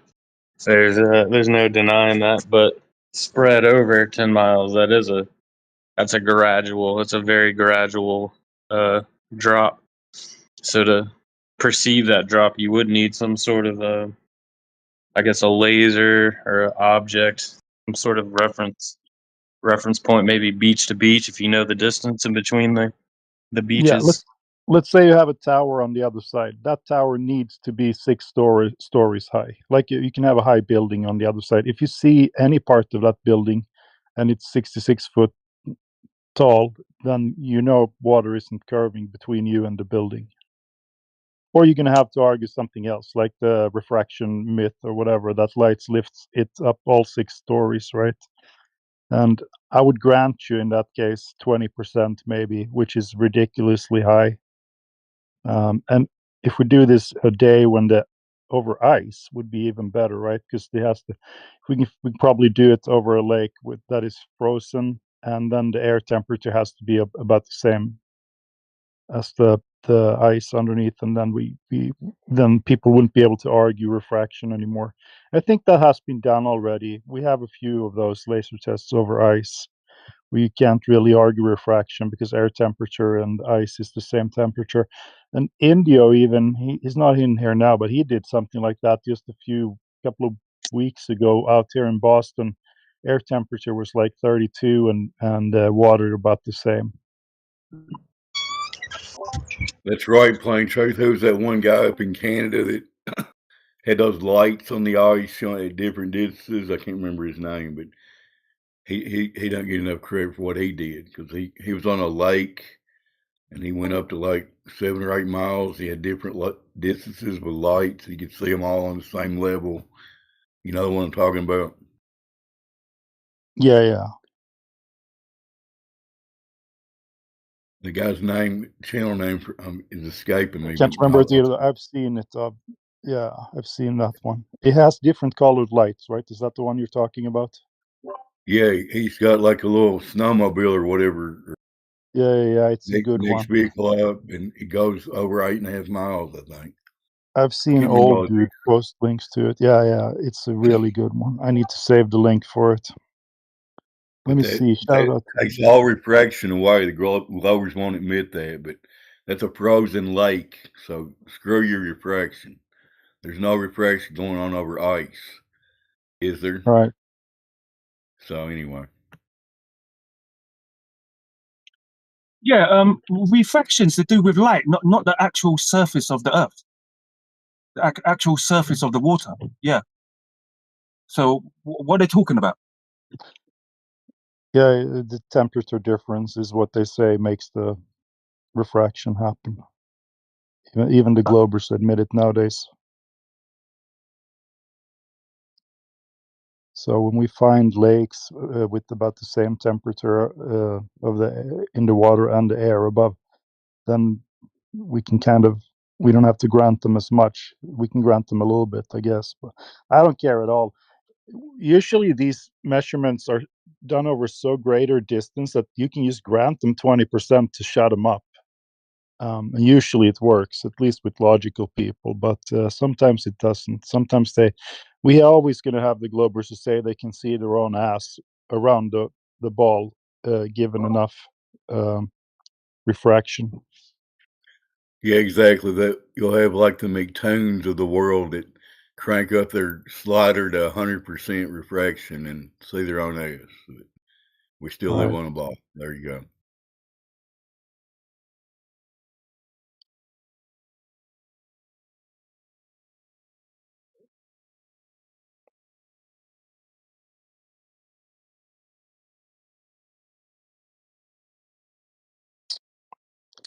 We have a good amount of people in here this morning. We should maybe start up an event if we can.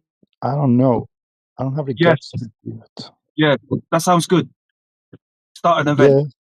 I mean, I have the power to do it, but I'm not sure I should because I don't know the rules. If something else is running, should I just go ahead and do it? Let's see.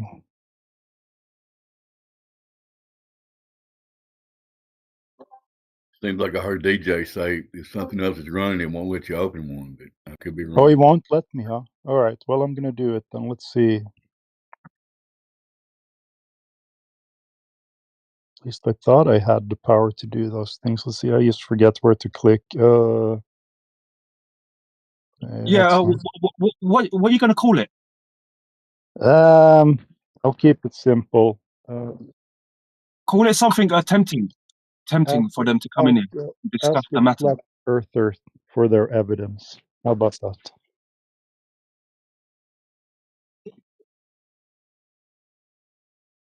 It's the one I like question it. they I like refuse it to ask plain and us. simple. I like it. Go ahead. If I can even find it now. Let's see here. Oh, I'm on an iPhone. Okay, I gotta think. If I click and hold, maybe no, that wasn't it.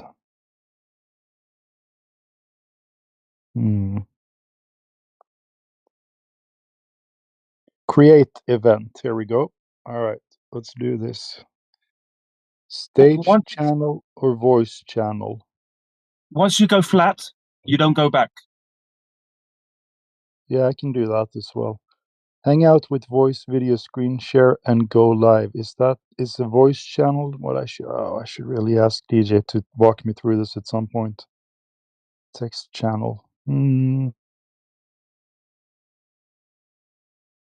Try voice. Sounds like you're figuring it out. You're tech savvy. You got this, man. Yeah, I got this. There we go. Yeah, I think I got this. Okay. Event topic. Once you go flat, you never go back.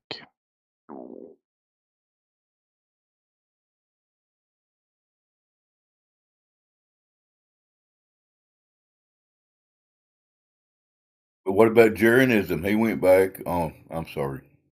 We're not supposed Well, to. he was some kind of, yeah. He was a psyop earther. Plain and truth, I've got one. Once you can see a horizontal flat plane, you can't unseen a horizontal flat plane.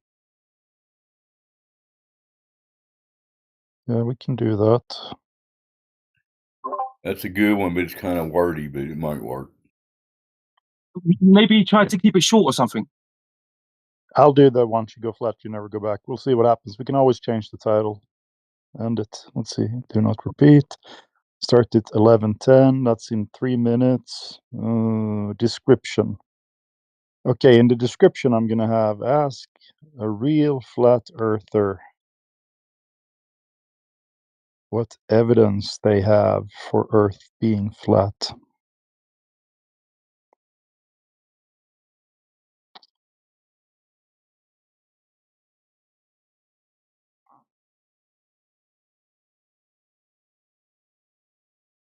All right. Let's see. I'm creating it now. There we go. Should be kicking in about 2 minutes if I did it correctly. Wait, no, is there a Valentine's event? What is that? Oh. All right. Maybe I'll get my hand slapped because of this, but we'll see.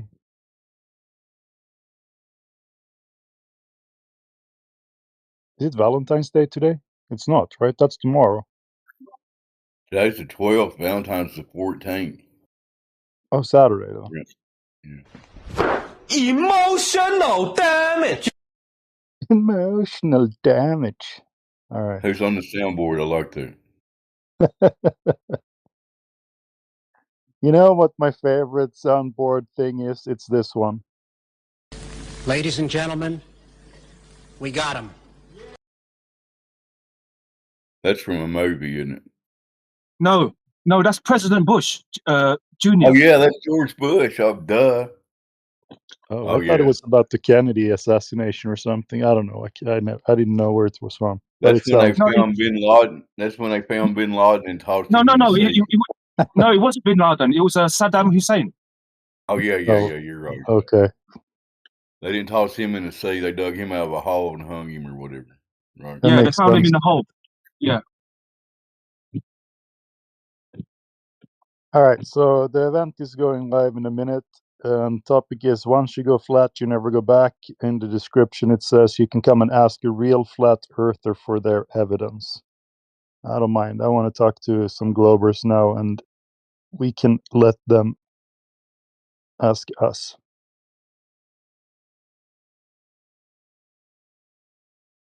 Let's check out the chat while we wait.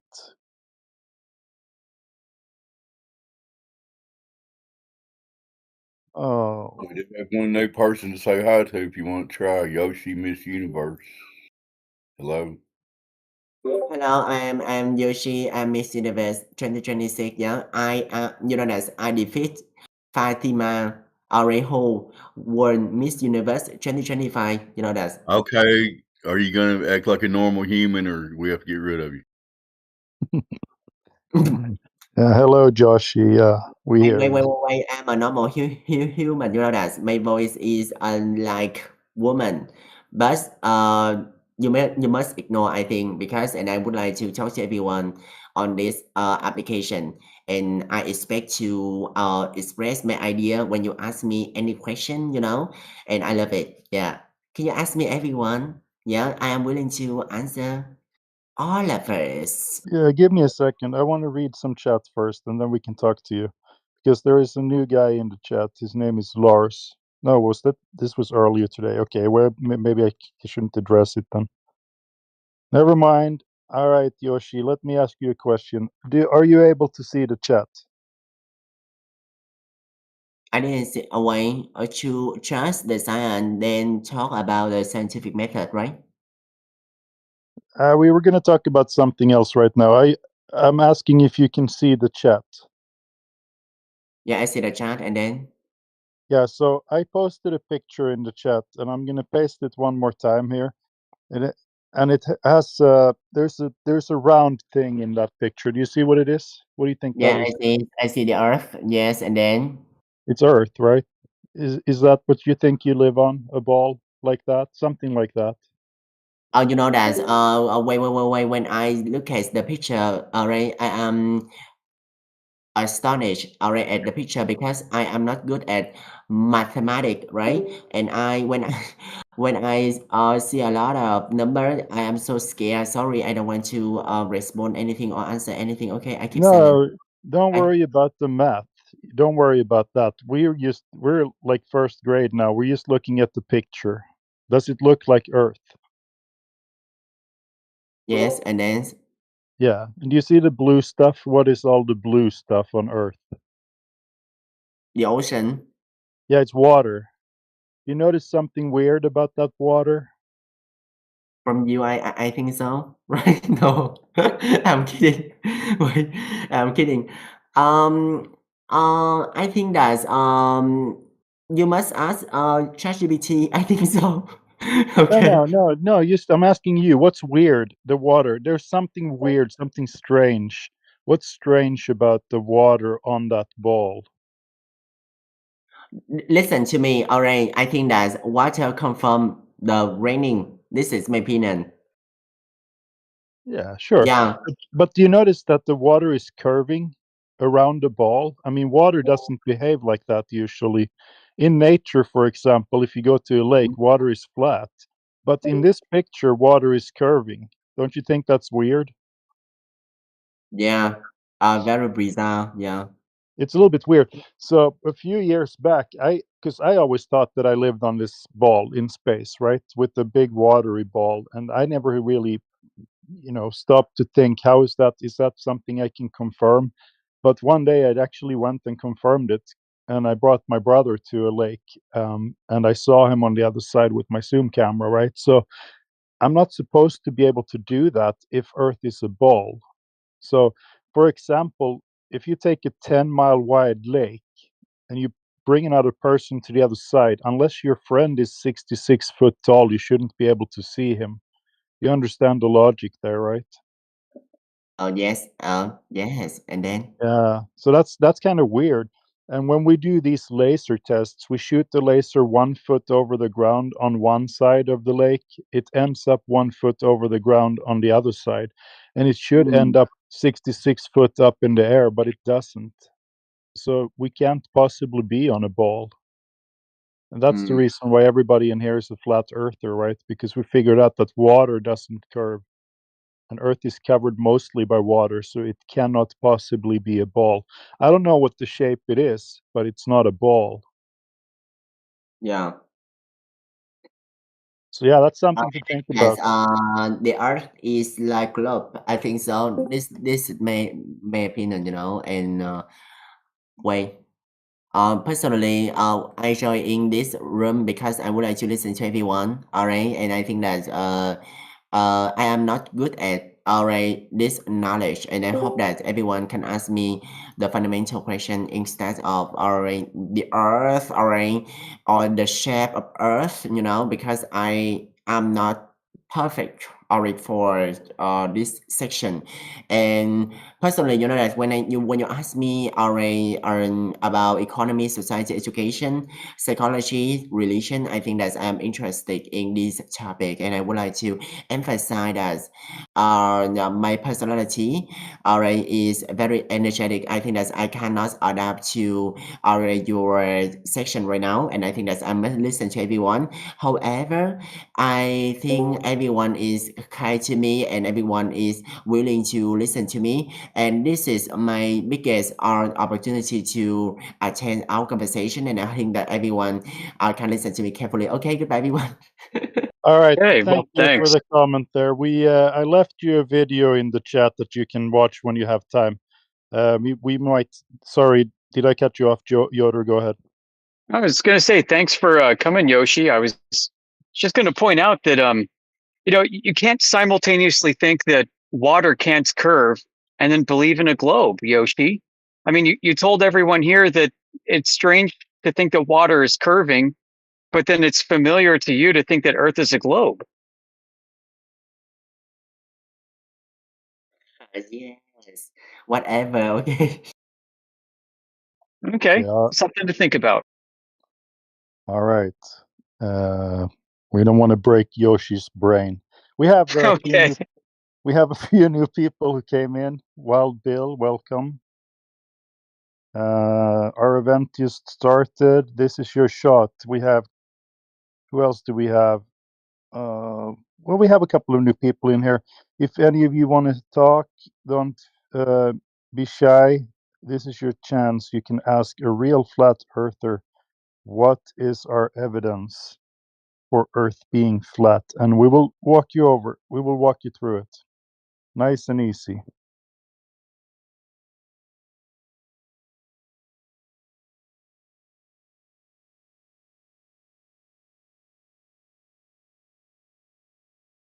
And while we wait, we can maybe, yeah, go ahead. Oh, I think they're starstruck. They're like, oh my goodness, a real flat earther? Do they exist? I've heard a lot of people ask that actually. And yeah, we do exist. And the best of us are in here. There are dozens of us. That's right. Don't be scared. We are nice people. No, just don't talk to the ones on TikTok. Those are nuts. The TikTok ones? Yeah, Hi. these TikTok predators suck. Oh, they're Oh, hello. crazy. How you doing? Hi there. Pigionite? I just wonder something about this channel. Can I ask? Yes, Like absolutely. Go right room. ahead. Okay. So I mean really for real, like some of you think that Earth is flat, right? It like though that Yeah. exists, right? Yeah. Okay. It's not 100%. like troll. Some people troll They have people, one down right? at the end over there if you want to figure that. Yeah, I no. just think that maybe this is just a trolling room that people troll each other. No. Hey, can I ask you a question? Okay. Okay, this is going to be, well, are you able to see the chat? I just want to ask you two questions about the picture I'm going to post. If Oh, wait. Santa isn't real, who ate the cookies? Do you mean that post? No, I'm going to copy a message and paste it here. I think I did it the wrong way. Let's see. This. Do you see? Oh, no, I can't. Okay, I'll just post the picture again. Crap. Oh, okay, I saw it now. Well, I want us all to have a look at it. Do you know, they've told you live on, do you see what's in the picture? If you click the link, maybe you saw it already. What does the, Yeah, I what saw is it. I saw it. I saw it. what is it a Now I'm picture looking of? at it. Here we go. There we go. Oh, okay. Stark posted it. Do you see that? Do you see the picture? What's it a picture of? The world. There's some Excel formula. Yeah, don't worry about the numbers. I used the picture. Yeah, just a picture. Yeah, Okay. is it Earth? Yes. Yeah, this is what I mean. When you were a kid, I don't know how old you are, but when you were a child, most of us, they told us in school, this is where you live. It looks something like that. Do you agree?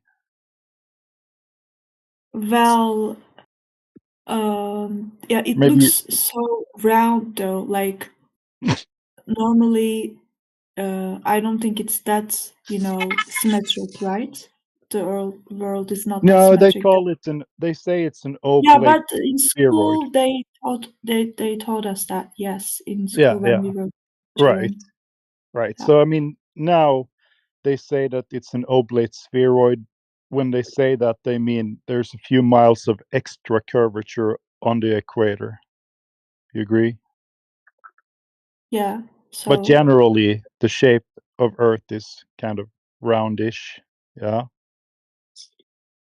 yeah.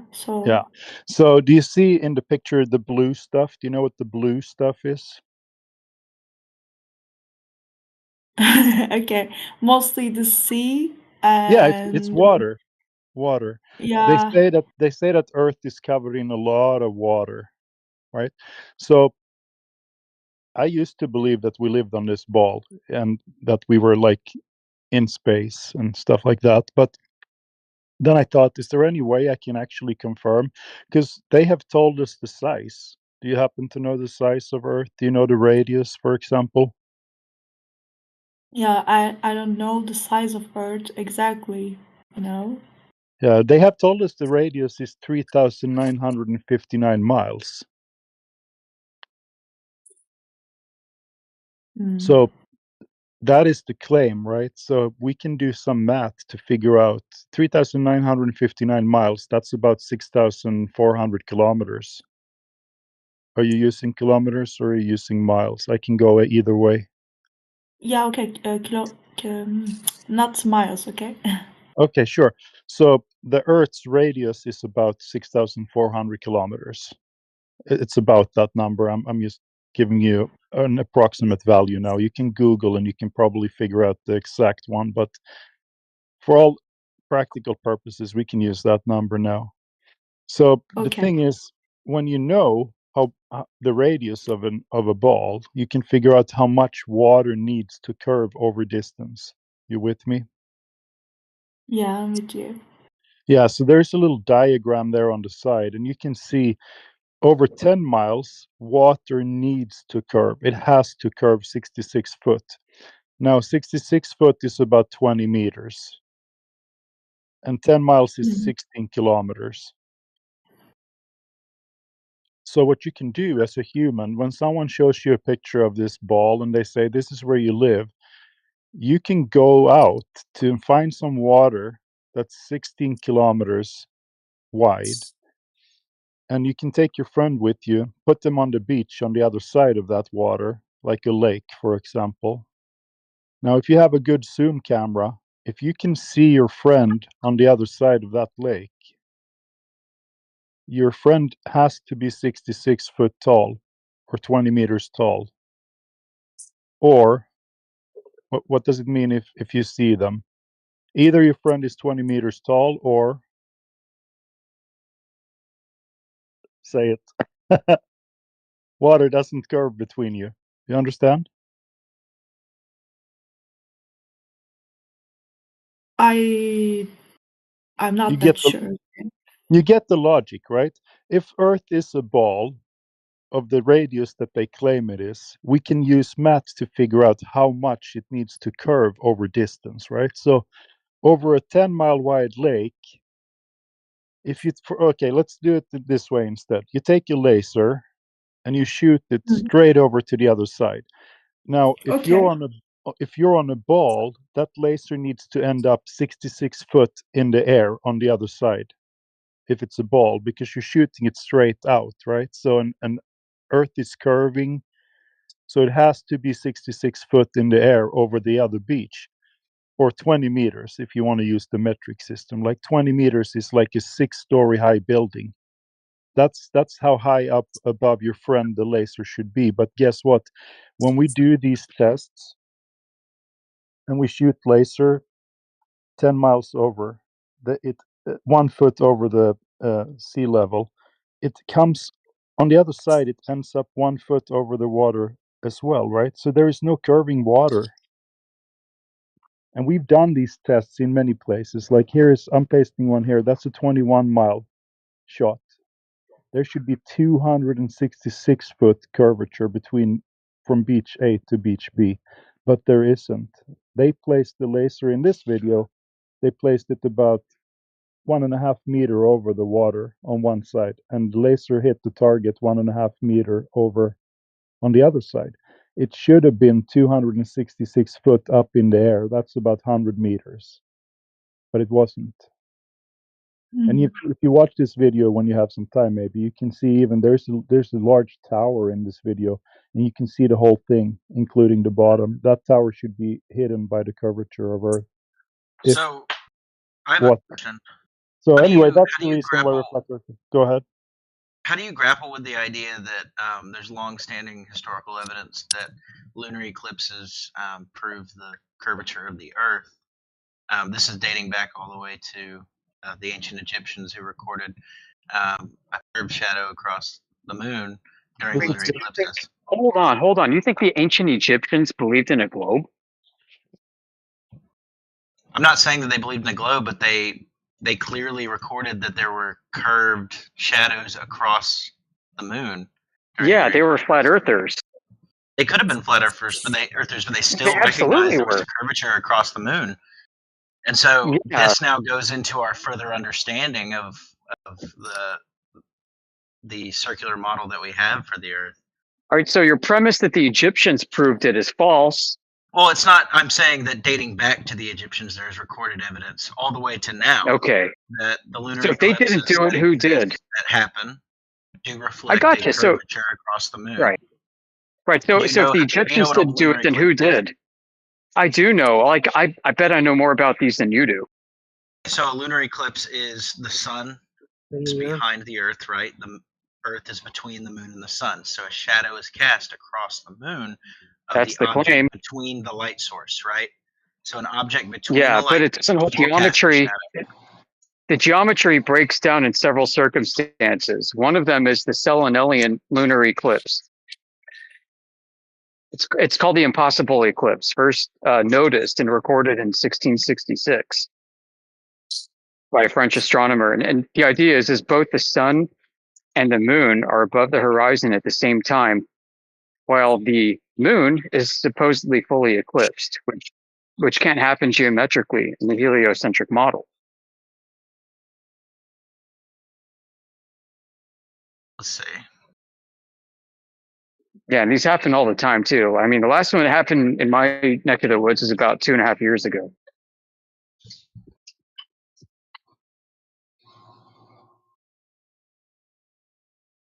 It's not actually the Selenelian eclipse is more so an optical illusion. Oh, really? How do you know that's true? Sounds like an explanation, but how do you know it's true? How do you know the explanation is true? So the explanation is that the sun is a much larger object than the moon, right?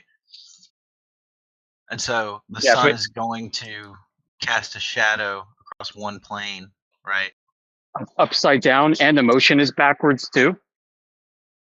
Yeah, this is because of we have to look in terms of how space works, right? So there are an infinite amount of planes that an object can exist on, right?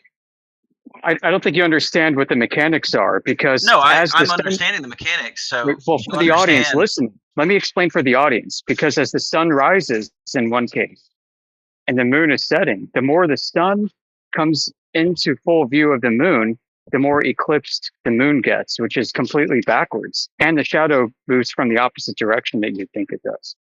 Right. This is because of the sun is a much larger object than both Earth and the moon. Right. No, it doesn't work out even with that. It has nothing to do with size. No, it doesn't. Because the how does the Earth get in the way? Gives the moon a red color, right? So the moon gains a red color. That's another problem. I didn't even bring that up. But how does the Earth get in the way when it's not in the way? Frequencies of light will reach the moon, but not all of those frequencies of light. Now, with the sun and the moon, and with a regular lunar eclipse, right? It's going to be on the same plane, if not very close to the same plane, right? What? So that is No, a the full Earth is blackout. not in the same Now, plane. now this red light that is being cast The is Earth not is the not in the full same plane. luminance Nobody's of the talking about the sun. red light yet, dude. Nobody's talking about the red light yet. We're talking about Why the don't you want to? shadow. Why don't you want to talk about the red light? Well, because that's a bigger problem. Because I've never No, seen a it's red shadow before. yeah, it's because not all of the sun is cast onto the moon. Right. Okay. So cool story. Nobody's ever seen a red shadow. And here's the problem I was getting back to earlier before you gish gallop to the red shadow problem is that the Earth is not in the way of the shadow that's being cast that you think is a shadow on the moon. Because the sun is up and the moon is up.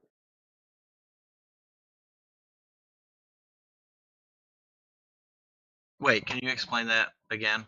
Yeah, this is the whole point of what the Selenelian eclipse is. The sun is above the horizon and the moon is above the horizon. But the moon is becoming more eclipsed as the sun rises.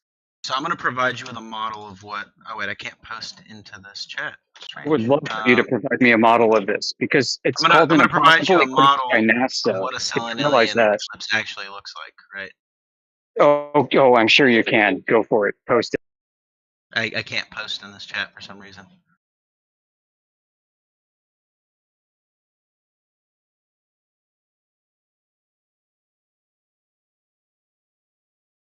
So we also need to take into account that this light is bouncing off of the Earth's atmosphere as well, right? And so the Earth's atmosphere is going to disseminate this light in a different pattern than a normal eclipse. Would you say that's the case?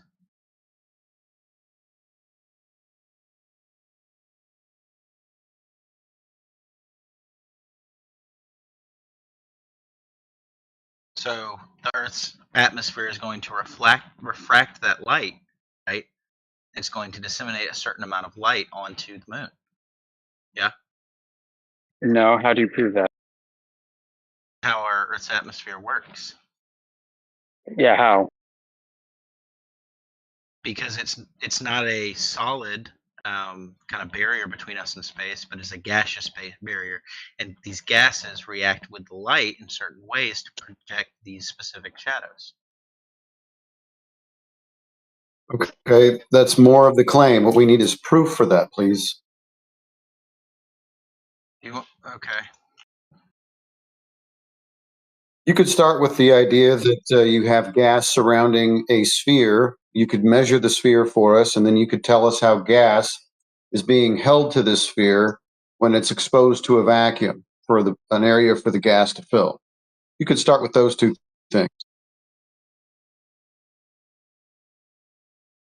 Yeah, so there's really nothing special about the direction of this shadow. It's more so the geometry on top of the added refraction that exists.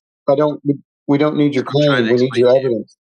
No claims, just evidence now. Okay, so the Earth curve would be the first thing you would need to get us. And what's funny is if you were to diagram this, it would make you even more embarrassed. I'm not embarrassed. You guys are trying to. Actually, it is. Because you guys aren't explaining why you're not hearing. exists here. I am explaining what exists. The shadow comes from not only the opposite direction, but as the moon becomes more in direct sunlight, it gets more and more eclipsed. So it's not only the shadow comes in from the opposite direction, but the effect is reversed from what you'd expect. I would expect the eclipse to happen more and more as the moon exits direct sunlight. But in a Selenelian eclipse, the moon becomes more eclipsed as it enters more direct sunlight. This is frustrating. I can't provide you with this diagram. I know it's frustrating. That's why NASA calls it the impossible eclipse, because it's impossible to diagram. I can't post the diagram in this chat. I'm probably sure what diagram you're posting, and it's going to be backwards too. No, it's not. It's because you joined the server today, and the server rules are you hang out a while, you get more time in the server, and then you get your image perms later from a moderator. Since this channel is not full of moderators, we can't give you that right. You'll just have to go through the normal flow of things. You're not the only one. Enough.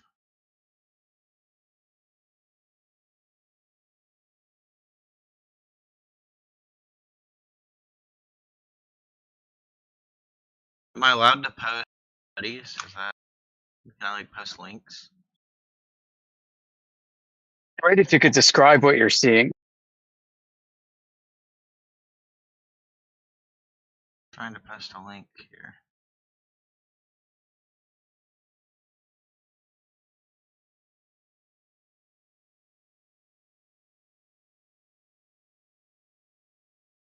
Is anything that I've said so far wrong? And if so, how? Yeah, a solennelian eclipse occurs when there is still some portion of the Earth between the Moon and the Sun. Like that is point blank. Period. It doesn't occur when It's actually not the claim.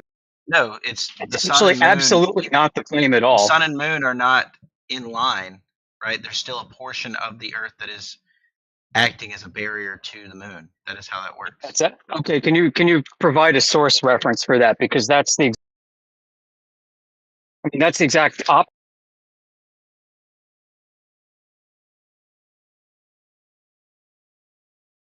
The whole point of a solennelian is that the Sun and the Moon are both above the horizon at the same time. They're above the horizon, but there's still a portion of the Earth that is acting as a barrier. That is. Well, if they're above the horizon, the Earth is not in the way. The Sun is a larger object. The Sun is a larger object. Holy shit! But it's above the horizon. Like there's nothing occulting the sunlight. It's above the horizon by your visual sight, right? And it's not only above the horizon, but the more that it goes above the horizon, the worse it gets because the more the Moon is occulted.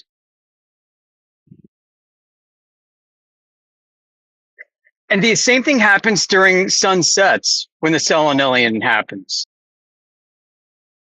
Just in the opposite way. The flat Earth is what did they? Yes. So the atmospheric refraction makes the visual from the ground, the visual view of the Sun and Moon seem that they are on the same plane, when in fact they're not. So now you're contradicting yourself because you said an actual physical part of the Earth was getting in the way, and now you're saying no, it's refraction. Yes, I'm saying your eyes deceive you. It makes it seem like they are not in the way, when in fact they are. How do you know the Sun is where you think it is? Where refraction of the light through the atmosphere. It makes it seem that the Sun and Moon are on the same plane. Great. In fact, they are not. That is not how that works. How do you know that's a fact? You asked for the evidence. I provided it. No. How do you know that's a fact? How do I know that's a fact? Because I'm reading with I'm using my intellectual abilities to be able to parse out information. That's how I know that this is a fact. This is proven stuff. This is research stuff. You're going on pseudoscience when I am in fact going on actual pseudoscience. Science that has been studied for hundreds of years, right? Yeah, so how do you know Earth's a globe? Do I know the Earth is a globe? Well, we can tell by how shadows are cast across the Moon. All right, so you're engaging in circular logic. No, I'm not, because those solennelian eclipses are still a circular shadow. Like, it's still a curved shadow. It's not a straight shadow. I wouldn't expect a straight shadow. Well, that proves because the object between the two other objects is curved because it is a curved shadow. No, that part's not even true either, because if Earth is a globe and it's casting a shadow on a curved surface, it's not going to be a simple curve as you see with an eclipse. It's actually going to be a sinusoidal curve, a complex curve. There's going to be a recurve. It's because you have two surface normals involved in this relationship. One surface normal that's projecting onto a different direction, as well as a surface normal receiving the projection from a different direction. And this results... No, because you shouldn't see a gentle curve. Here, no, I'll tell you why. Because a shadow, if the globe is projecting onto the Moon, you're going to see a teardrop shape of a shadow form as it forms across the outer edge of the Moon. And then it should turn into a circle the more and more as it's fully eclipsed. And then it should leave as a teardrop shape. That's a sinusoidal projection pattern that you'd get from 3D surfaces of spheres. And so we know at least one of these surfaces, we know one of these surfaces can't be three-dimensional Yeah, we know one of these surfaces can't be three-dimensional because we don't see a sinusoidal pattern. Silly. Oh, did he? Silly, right? Did he leave? No, I'm still here. Okay, yeah. So what's your rebuttal? Rebuttal is that you just proved my point, the science that you covered, but are trying to force it to fit your narrative. No, it's not even that. So first off, you don't have what should be a sinusoidal shape forming on the projection. Secondly, you have shadows coming from the complete opposite direction and moving in the opposite direction that should take place. And your Shadows only argument is, well, consistently Earth has take to the be a shape of globe. the object. Shadows consistently take the shape of the object that they are casting. Like, that is plain and simple. Well, that depends on the direction that the sun's going, and it also depends on the surface so now itself. you have It depends on qualifiers two that you can things: the explain. direction that the So give sun me the is burden coming of proof from. here. Holy shit! It depends on the direction the sun is coming from, as well as the surface that the shadow's being projected on. Yeah, the So sun is a it's fixed like why object. you have So long there's no shadows. direction the sun When you is see a coming long from. shadow Hold on. at The sun sunset, is a fixed you object. know that We're you're not not on a, like we're on 70 a feet tall, heliocentric dude. model. No, we're on a heliocentric model. The sun is a fixed object. We rotate around it. You shot Cool yourself in the story. foot I'm there. asking for No, you shot evidence, yourself and in you're the not foot there. doing it. You're just chanting. No, you shot yourself in the foot because you're trying to make a claim that the sun is the one that's moving here, and it's not. How do you know that's true when you see it move? We are moving. We are moving. How do you know that's true when you see it move? Because it is a fixed object that we are rotating around. So it Yeah, but how do gives you know the that's true, dude? illusion You're that it is fucking repeating moving. yourself, dude. You watch it move and you're like, no, Brother, you can't debunk the heliocentric model. Plain and I simple. just did with the Selenelian eclipse. You didn't. Nuh-uh. I murdered you on the Selenelian eclipse. Then you No, wanted you to try didn't. and continue to claim. No, you just said Earth is a globe. We know because of the Selenelian eclipse, and because of a Selenelian eclipse, Earth is a globe. I mean, you totally went in a That's not what I freaking said. logical loop. Yeah, you did. I told And then I you said, that. well, how do you know the sun's No, moving? hold You're on. like, because it's Hold on, moving. Hold on, Mamie. How do you know the sun's moving? Because it moves. I gave you clear evidence, right? I said that the Selenelian. Sorry, I said the sun's not moving. Sorry, I didn't mean to strawman you. It's an atmospheric refraction that causes that shape to occur. That's an explanation without evidence. So our atmosphere acts almost like a piece of glass, right? So it can cast that shadow in a different way. Yeah, except you said it's not because it's gas and not a solid object. It is still a spherical object, right? Our atmosphere. How do you know that's true? You're just repeating yourself. Independently from the Earth, right? Now, our Earth helps build or decrease that atmosphere, right? But that object acts as its own. Cool story. No, cool story. Now, how do you know this is true? You want to be dismissive because this is. I'm not being dismissive. I'm asking you to substantiate your circular logic. Pseudoscience, and I am utilizing real science here. What pseudoscience? I've not claimed anything except what you observe. Because my eyes deceive me. You're saying trust me, bro, because my eyes deceive me. That's what you're saying. No, I'm saying trust you, bro. Your eyes don't deceive you. You haven't taken a physics class, obviously. Oh, I haven't taken a physics class. What about any of this involves physics? Yeah, what's the physics of this? What about any of this? Geometry class. Well, the physics go into they prove our heliocentric model, right? No, they don't actually. Yes, it does. In fact, no, the heliocentric model is not physics. It's kinematics, which is devoid of any physical forces. If you had anything physics related, you'd give me a dynamic model, not a kinematic heliocentric model. Yeah, now who's taken a physics course, dumb shit? You obviously haven't, dog. I obviously have, because I know the difference between kinematics and dynamics, which they teach you in your first year. You're very silly, my friend. Oh, yeah, you want to go further? You know what I heard that was silly? Guess where this goes? Because guess what? I've taken college-level geometry courses, too. The other gentleman's proof was he said the proof that we live on a globe is during the Selenelian eclipse we should see a what's the pattern? I don't remember what you said what the name is for, but it should turn into a teardrop and not a teardrop. We don't see that, therefore the Earth's a globe. That kind of argumentation doesn't land for me. Was that the best that you had?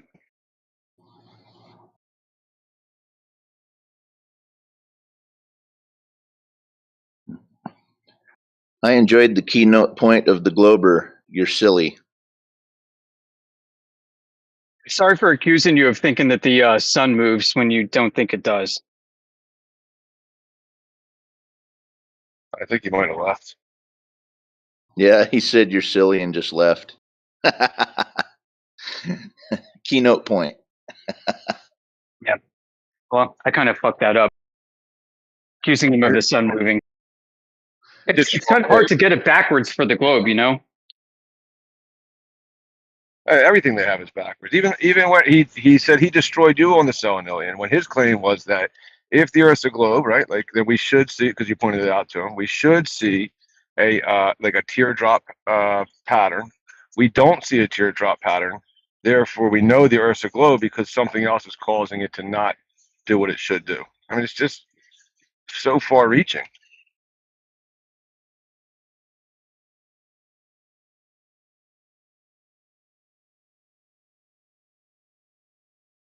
It's not even coherent within his own explanation. Yeah, thank you for your endorsement, No Tanks. Yep, I mean, his explanation was incoherent. Mine was coherent, and he accused me of being incoherent. And meanwhile, he provided circular reasoning for his evidence. And what was with him saying that the sun is a bigger object than the moon? Isn't their whole claim that it's 400 times bigger and 400 times further away, so it's comes up the same size? I mean, well, but his argument was that the sun is so big that it doesn't matter that it's above the horizon. It's still going to shoot light out from underneath the bottom side of the Earth to the top side of the moon as the moon is setting and the sun is rising higher. and he thought he could provide a geometric proof of this. And when we started to get into it, his geometry fell apart and he had to rely on atmospheric refraction, on astronomical refraction, explaining why the geometry is fucked up. So then it's like, okay, so how do you know astronomical refraction is true? And he said, well, because we know Earth is a globe and the atmosphere behaves this way. So then he just resolved to circular logic again. So you got claim stacking, challenge, repeat circular logic. Claim stacking, challenge, repeat circular logic again and again and again. And it's like going through a watch cycle with these guys. Yep. So sorry for fucking it up, guys. Like earlier, I was getting a bit heated, and yes, I was over talking him, and I accused him of thinking the sun moved. Not worse than he was over talking you. I'm sorry, but I just want to say something, not about the discussion, but as a whole, like the way you guys talk is, I mean, both of you, I mean, I don't understand why you guys are so aggressive. I mean, like, I won't listen to it, but it feels like somebody's like beating me. Like, you get it, right? The discussion feels so, I don't know, heavy. Like, I don't know how to explain it. Well, it was heavy. I mean, I, as the flat earther, he was over talking me and straw manning my position, which means he was misrepresenting my claims, and he was engaging in illogical reasoning, and he wouldn't stop. Yeah, that Pigeon Knight, that guy was on the attack, and so he met force with force. But like how Plain and Truth was discussing with you earlier, that was fantastic. Great explanations, very welcoming. Don't forget that. I see. Okay, I got you. I tried to match and surpass his energy level. You'll see that happen often, Pigeon, when somebody is not trying to come to a conclusion, right? Like the other guy doesn't seem like he wanted to come to a conclusion that was not what he already concludes, right? So he was just fighting it at any chance. He wasn't really actually trying to work it out. He wanted himself to be correct from the beginning. And so you'll see that happen often when somebody does not want to come to a conclusion. They'll get it heated. They'll throw out non sequiturs, red herrings, and avoid coming to a conclusion on the point, and then they'll jump to the next point. and that's when it starts to get So heated okay, because like people he's get not frustrated. here to question whatever he think that is true. He's not here to question that. He's just here to tell you what he thinks. Yeah, Yeah. he kind of told us a story, but that was all it was. When you come in here, explanations is fine, all right, but you also have to be able to back them up. So his problem was that he said that, it's the Earth that makes the shadow on the moon and so forth, and that's just a story until you actually back it up. So you And asked you asked about books and stuff. There is a really good book if you can Google it and find it, or if someone on the panel can find it for her. Earth, Not a Globe. It's from the late 1800s, but it's a really good one that explains the position kind of. And I also outlined the method of how you can figure this out yourself. And once you figure it out, we have a lot of resources. We can point you to our home server, for example, if you want. You can get every question you have answered, or you can just hang out with us here and ask us directly. Yeah, thank you. I was just trying to understand what you guys mean, but I guess like my English level is not that high. No, your English is as good as mine. I'm from Sweden, and you speak very good English. Some also just want to share to others for their consideration. They're not necessarily trying to prove something. Is that Gregory? I think it is. He's back. Uh-oh, everybody. Globers, run and hide. Y'all are going to get your asses kicked. Gregory's here. It's funny y'all say that. Well, some say that. I consider several other persons to be far more adept at explaining the facts than I am. You're good at parsing out how people use language to describe their thoughts and how they think, and their language comes out. And then pointing out all how their mental circuitry gets rewired and short circuits. You're like a cognitive neurolinguistic electrician. I'll take it. In other words, I pay close attention to what people say and challenge them to be consistent. Yeah, many of us are far sloppier with our word choice, that's for sure. Yoder, did you notice the guy's attempt at gaslighting when he said, it's like we see it. The sun is standing still. It was the exact opposite. He Shoot, accused yeah. us of being delusional when actually you have to be delusional to see the sun moving across the sky and still say it's standing still. That's the people who are the most delusional. Yeah, like there was such a big, gigantic, call it an attack surface that was available to me, and it was hard for me to prioritize which vector I wanted to take. And then I'm getting emotional on top of it. I'm like, shit, I probably should have stepped out of that conversation. It happens. We have some new people in here. Welcome. If you want to ask about the topic of the room, or if you have questions about flat Earth, we are here to answer them. Shout out to the YouTube viewers as well. If you want to interact, you can actually type in the chat over there, and we will read your chat over here on Discord.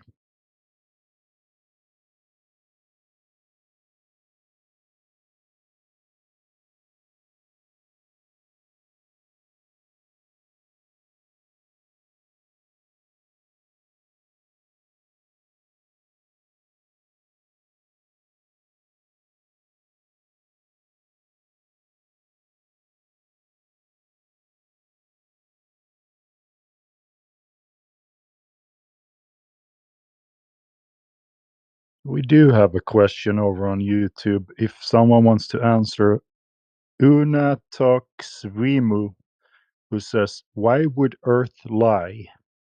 I actually don't know if that's pro flat Earth or pro ball Earth. Why would Flat Earth tells you the truth. Go ahead. Yeah, like Earth doesn't lie. Nobody can hide the flat Earth from anybody. That's the funny thing. We all see it. We all experience flat Earth every day of our lives, and you can't experience it any other way, no matter what you do or how hard you try. So Earth itself, like, of course, it's not anthropomorphic, right? It doesn't have the ability to exercise agency and lie to you. But it's also, there's nothing deceptive about it. What we see actually comports to what we measure. That's another thing, entirely consistent. Even when it comes to refractive effects like miraging and total internal reflection, we can measure that too. So we know we're not being deceived, at least by ourselves. Good points, Yoder. We do have a question from one of the people in the chat. Wu Lin, what do you mean by once you go flat, you never go back? It's kind of like squeezing toothpaste out of the tube. You can't put it back in. Truth has a funny thing of being one way. Once you see the truth of something, you can't go back and deceive yourself. It's like, what was that guy, Cyrus from The Matrix? He wanted to take the blue pill and then go back and live a normal life again. We're not going to be offered that choice in reality, folks. Once you see the Earth for what it is, you're going to be stuck with flat Earth forever. Yeah, that is correct. I remember when I became a flat earther, it was the day I realized that water doesn't curve, right? And it changes you a lot, because when you realize that water doesn't curve and that it's flat, and then you know that Earth cannot be a ball. So there is no way how are you going to go back on that? I mean, you're going to have to convince yourself that water somehow magically curves again. And you're going to have to convince that what you see with your own eyes is false, right? So it's like, for me, it was like waking up from a dream. When you're inside of a dream, you can fly and you can jump over, you can do a lot of stuff, right? You can dunk a basketball all of a sudden perfectly and things like that, and it feels super real. And when you wake up, you realize that everything you thought was like wrong, like you actually been seeing the sun move from one side of the sky to the other all your life, and you had to believe it's actually the opposite happening, that it's not moving, that it is like the guy who was here said, right? And when you go outside and you kind of feel, am I moving? Is the earth spinning, underneath me? And you realize that no, I'm standing perfectly still. The earth is not moving. But in the heliocentric model, you would have to tell yourself that even though I can't feel it's moving, it is moving. So once again, it's something that's opposite of what you experience. So yeah, there is no way you can go back once you realize it.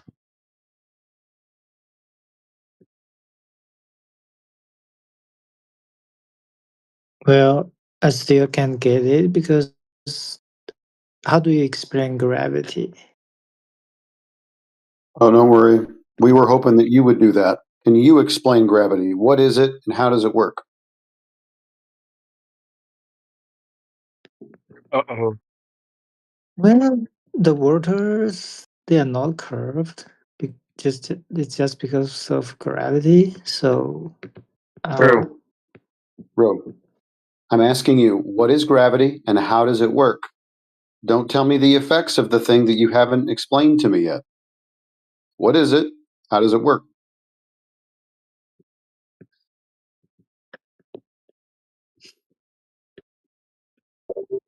This Indian guy just doesn't know.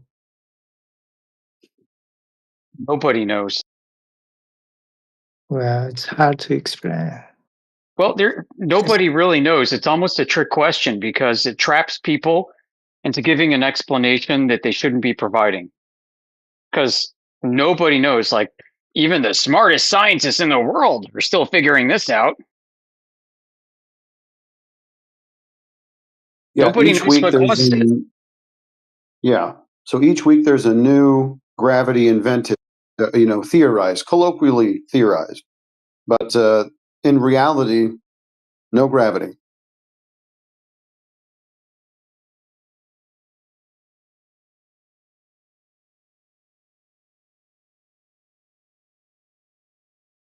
Well,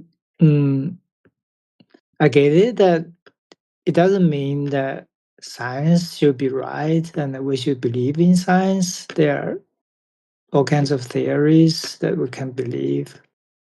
But it's it's still hard for me to believe that the flat Earth theory. Well, we're not asking you to believe anything. We're asking you to go out into reality and test it.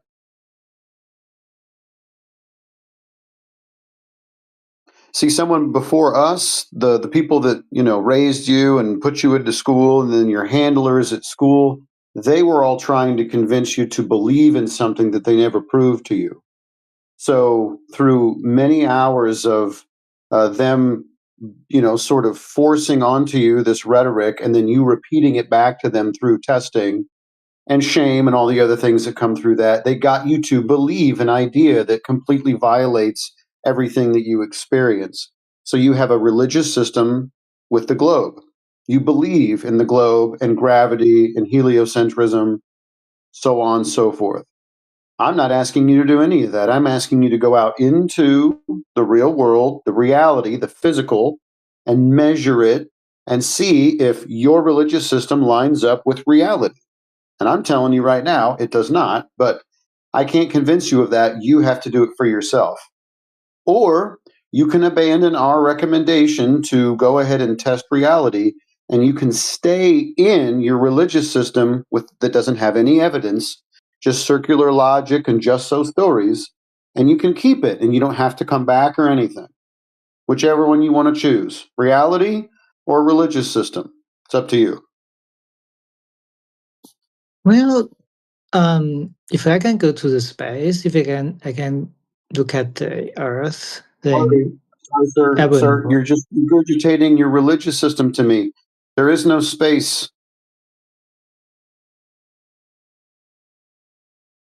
You've never been to space. You believe it exists. It's part of your religious system.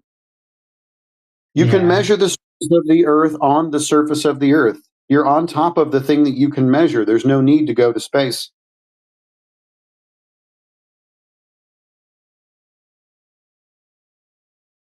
Well, but we can definitely fly in the sky, and we can fly even higher and higher.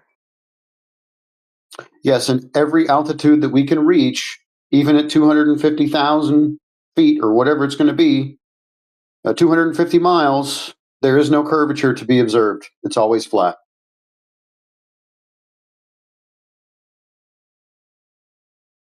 Well, I'm not convinced because Sure. I've been on a. I don't care if you're not convinced. I didn't ask you to be convinced. I'm asking you to test the Earth. Now you're going to tell me why you don't want to believe it. And I don't want to hear that from you. I don't care.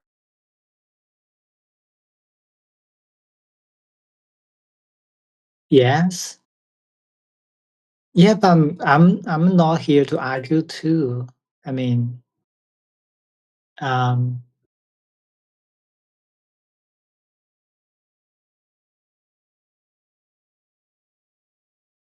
This is not an argument. This is about geometry. You understand? There's nothing for you and me to argue about. If we had something subjective, like you thought that your favorite color was green and purple was my favorite color, and we would go back and forth about why our favorite color is the best one, that would sort of be an argument, but that's all subjective. This is objective reality. Either the Earth is curving or it's not curving. And that can be figured out through simple measurements. There's nothing to argue about. If you do want to argue, which most people do, they think that this is something that can be argued, but they never have any evidence to back up their claims. We get in this loop, and I don't want to be in that loop anymore with people who want to shout all the claims but never have any evidence for it. It sounds like we in the Matrix.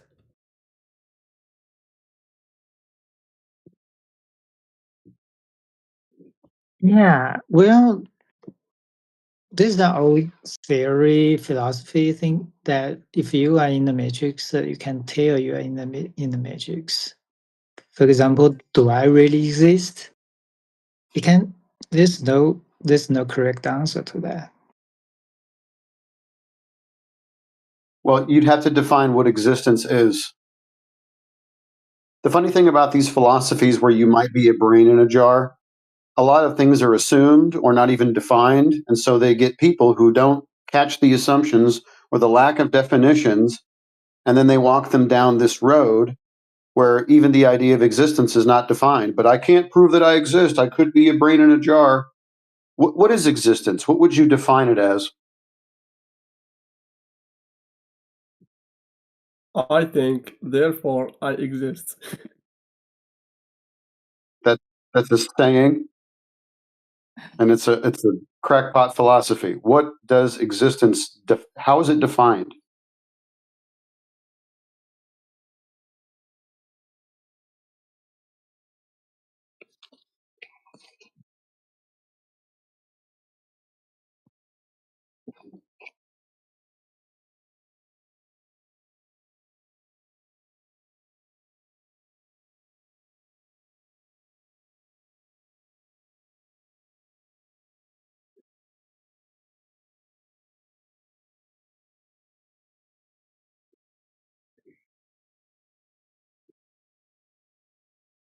I mean, I don't know about the rest of you guys, but I live in what I call the material world, where there are physical material things that I am made of and I touch and I experience every day.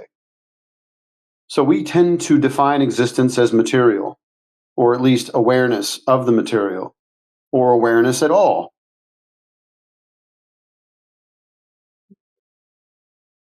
So existence, physical existence, it must be material, that we can all agree on the term that it has some substance to it.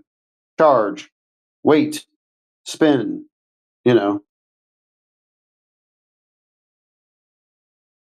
What about feelings? What about them? Describe which feelings you're talking about. Are you talking about sensory perception or are you talking about emotion? Sensory perception. Okay. So there's a nervous system that we have within our material body, right? It's a very complex electrical network. It sends signals between whatever it is that we touch or taste or smell or hear or see, and essentially our input output center called the brain.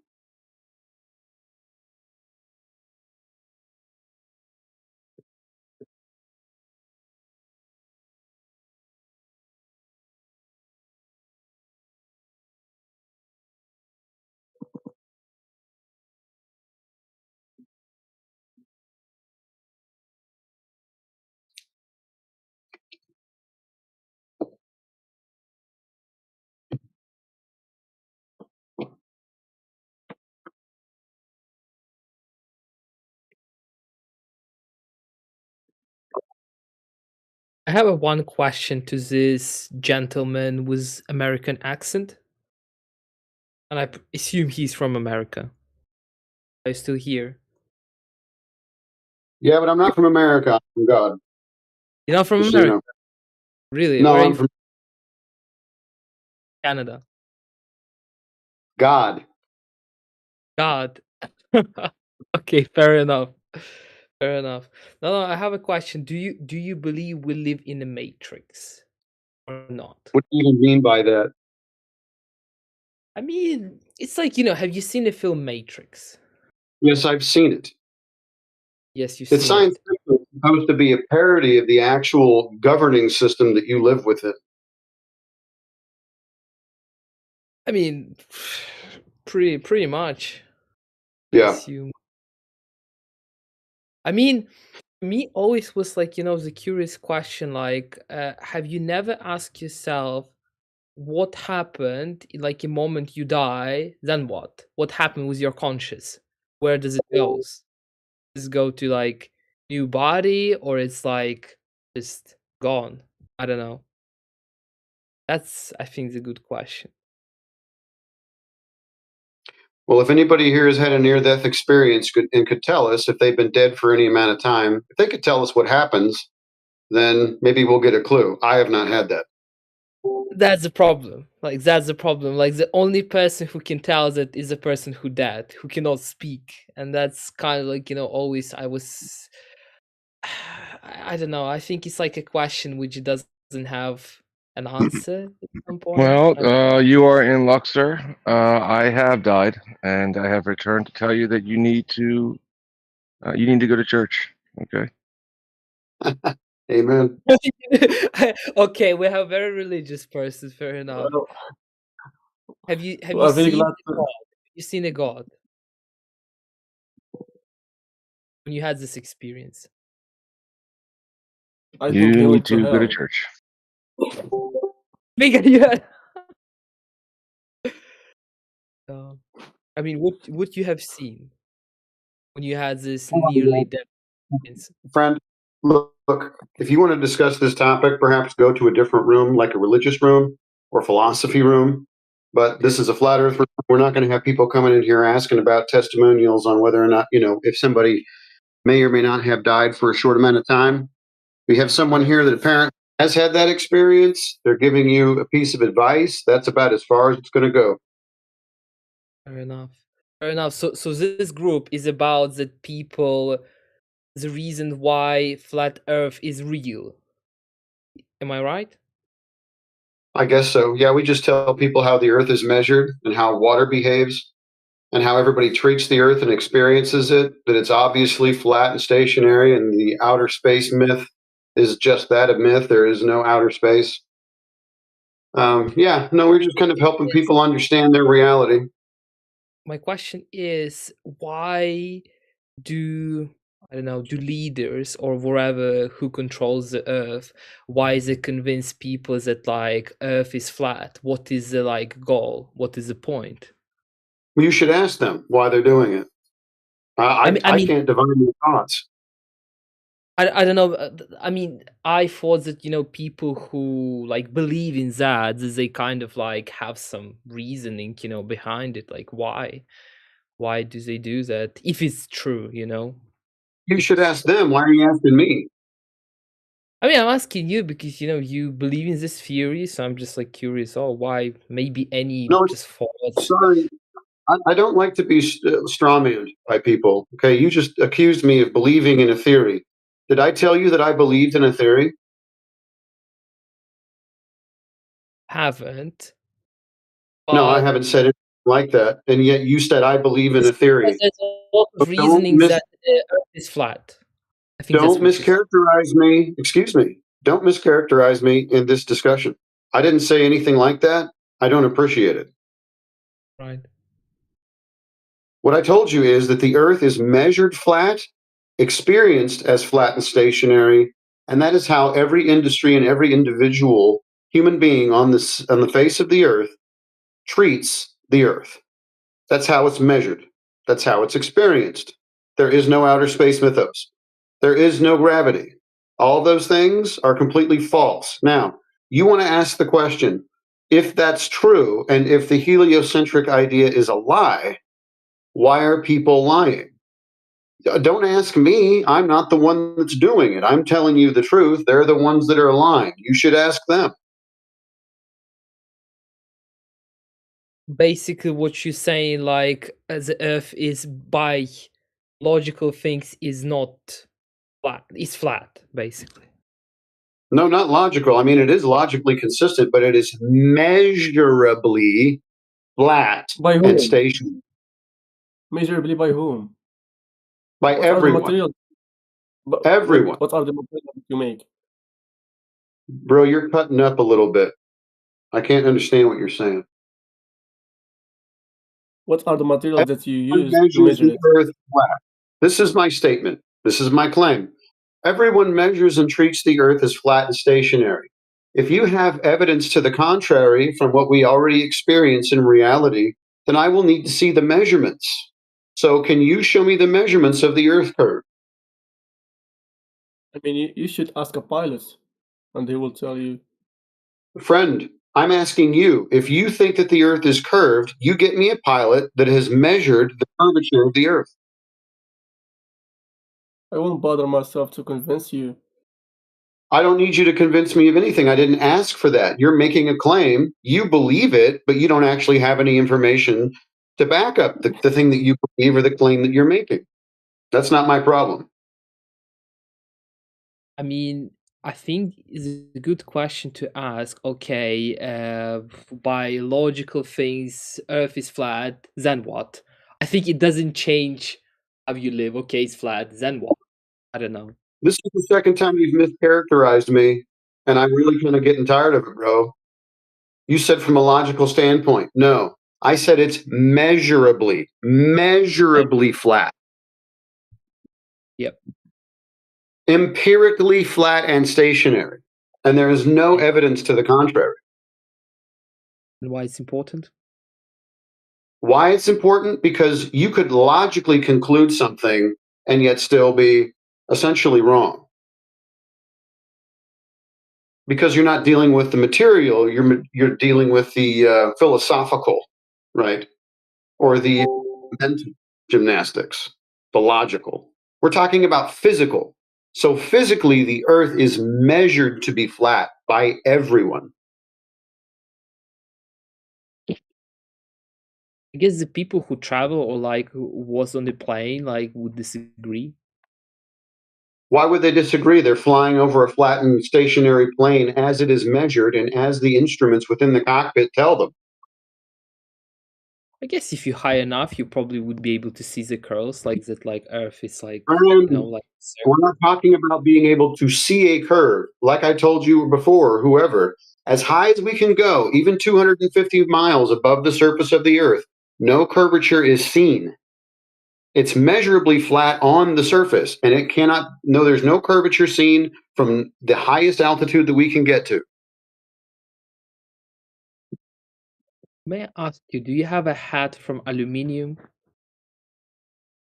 Do you See, wear this one? is where it ends up going. See, I make claims, you don't have any counterclaims, and now you want to accuse me of having some kind of tinfoil hat. So how much longer do you think I should keep you in this VC? I tell you what, if you want to keep that up, I'll just mute you and kick you, or you can remove yourself if you are tired of this conversation. If it hurts your feelings too much to hear about reality being as it's observed and measured, then you should find yourself in another VC. You like a leader of this group?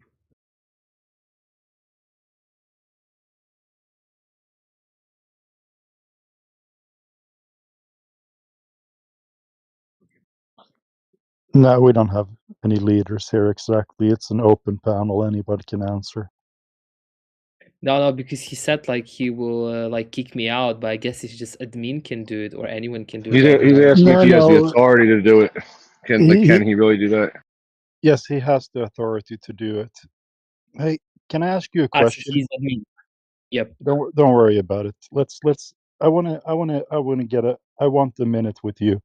So let me post a picture in the chat. I just want to ask you a couple of questions about it. Yep. Let me see. I'm going to scroll through my pictures here. It'll take me 20 seconds. I have a lot of images. Okay. You know when you were a kid and your teacher told you where you lived, they showed you maybe a globe, right? Yep. And did it look anything maybe like this? Look at the picture. Don't worry about the numbers. Just look at the. It looks like the Earth that you think you live on, right?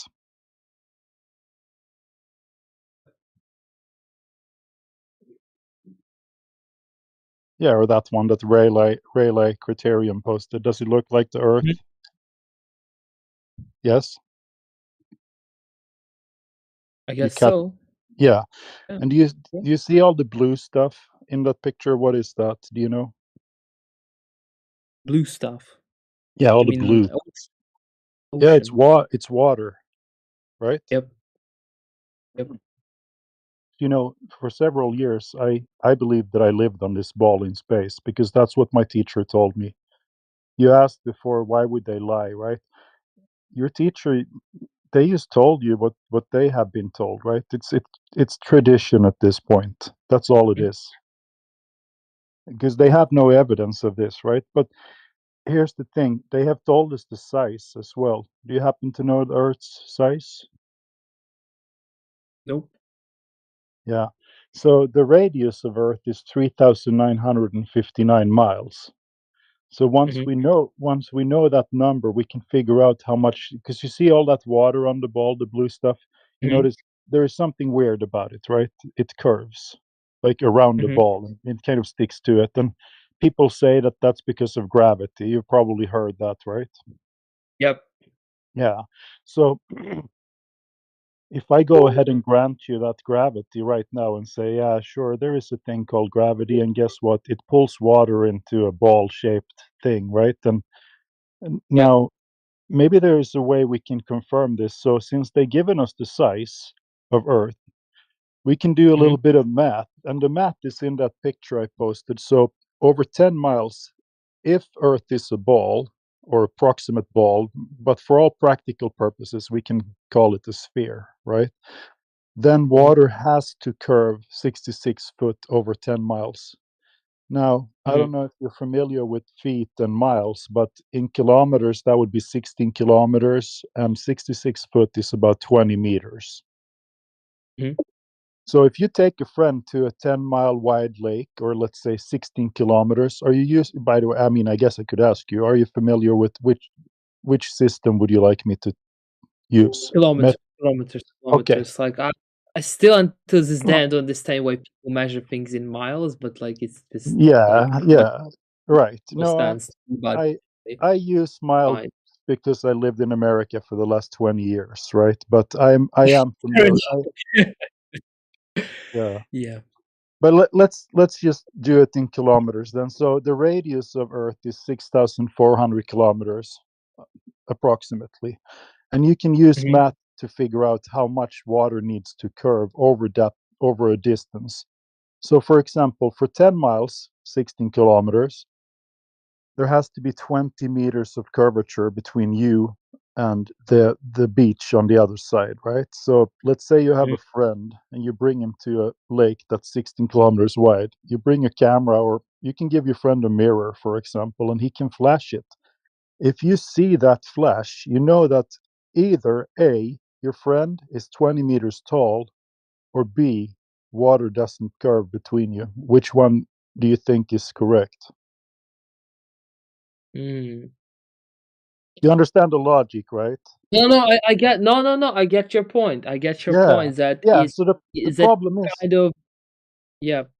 so the problem is that when we go out and do these tests, and I've done this myself, like if you shoot the laser and let's say it's 30 centimeters over the water on your beach, right, over to your friend, if you live on a ball, that laser has to end up 20 meters above his head because you're shooting it in a straight line. That is just logic if the ball is the size that they say, right? So this is the problem here, and this is the reason why we are all flat earthers, because if water doesn't curve, that means that it can't be a ball. It just can't. Logically, it cannot be a ball since Earth is covered mostly by water, right? So we don't know. We don't know what shape Earth is. We're not making a shape claim. I have no idea, but I can tell you that the surface is flat. So I also pasted a little laser test that some people did over a 21-mile long lake. You can watch it at your convenience, right? But don't you find it's a little bit interesting, right? And what, like, I guess, like, this group, what you guys stand for? Okay, like, you have a proof that Earth is flat, and what you want to happen? I don't know. That's kind of the Yeah. question. I mean, all we want to do is tell people about the method. Like, this is how you can figure it out for yourself. Now you know, you can find some water. You can see if water doesn't curve, then you also know that, Earth is flat, right? So what do you do with that information after you know it? That's hard to tell. I'm doing my part by I'm hanging out in this group and telling other people about the method. That's what I'm doing. But I have no plans to kind of start a revolution or anything like that.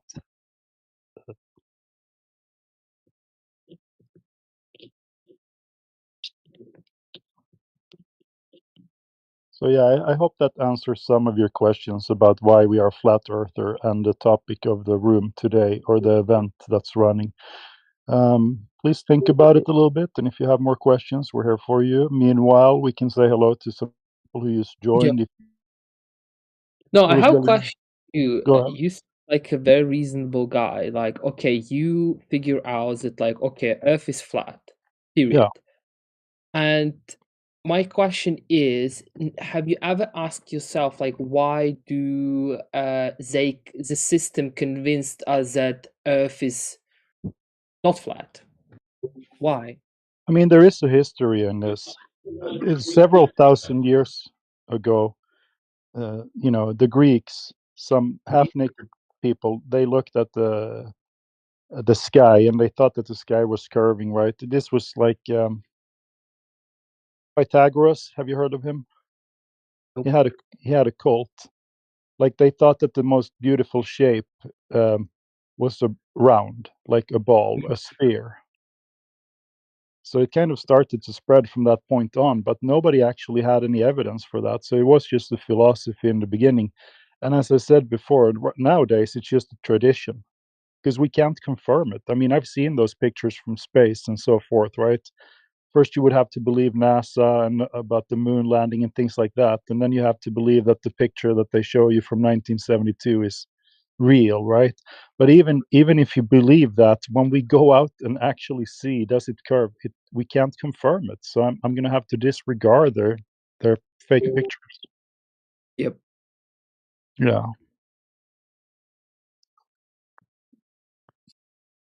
So that's the way it is. Wow, we have so many people in here. If any of you guys want to ask us the question, go right ahead. We'll give you some time. I have a question. All right, go for it. How do you explain tides? Tides. Well, first of all, you heard my explanation of why we say that Earth is flat, right? The water is not curving. You heard that one, right? Okay, Yeah. why I we just have want to make tides? sure. I just want to make sure it has nothing to do with the surface property. Tides is something else, right? So there's a lot of different explanations. Some people believe that when the moon is going over us, that's what creates the tides. Maybe you've heard that one. Yeah. Yeah. They explain it with gravity, but you gravitation maybe. Right. Sorry for my bad English. No, it's But good.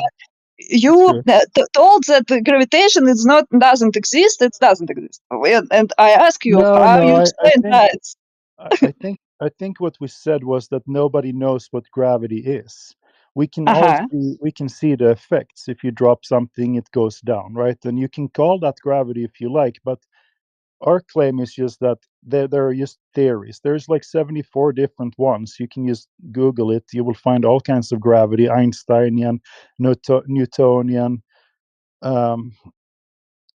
quantum, string theory. There are so many of them. So we don't know which one is correct, or if there is even anyone that knows exactly. What most of us in here subscribe to specific gravity, which is just density and buoyancy, right? But we're not going to get away from it. I want to talk about tidal waves with you first, right? Because that was your question. So I'm not going to gish gallop into something else. So the thing is, most people explain this by the moon goes over the water and then you have a tide. That's the explanation, right? That people think is the correct one. However, it's not even that isn't the explanation anymore, even from the global scientists. They say it has to do with tidal nodes and things like that. Like, for example, there's like at least 2 tides every 12 hours. So and the moon only goes over you once every 24 hours. So there's no correlation between the moon going over a piece of water and it going up or down. You can't correlate them. So I don't have an explanation for tides. I don't know exactly why they happens. I would say it has to do with tidal nodes. I'm not going to connect the moon to it, even though I'm not going to disregard it either. I can't say for sure. I just don't know. So the short answer is I don't know exactly how tides work, but I know I think it has nothing to do with the moon, but I couldn't tell you. And it doesn't change the surface property either way. Earth is still flat. Yeah, I see. Yeah. But yeah, you can Google it. I studied tides a lot. I've read several. I've spent several days on it. So I have my own theories about it and stuff like that. But I can't prove it, so it's kind of just speculation.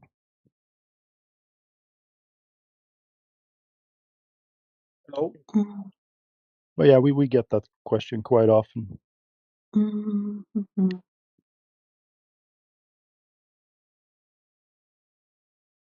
Hello, sir. How are you? May I do a question? Yeah, absolutely. Go ahead. Okay, I have a doubt. What about the how is it called, the flight routes? Why does it make sense in a flat Earth? You know, I think they do, depending on the map projection you plot them on. Like, for example, I can show you a picture. If you look at the chat, I'll show you something I use when I explain to people how flight routes work.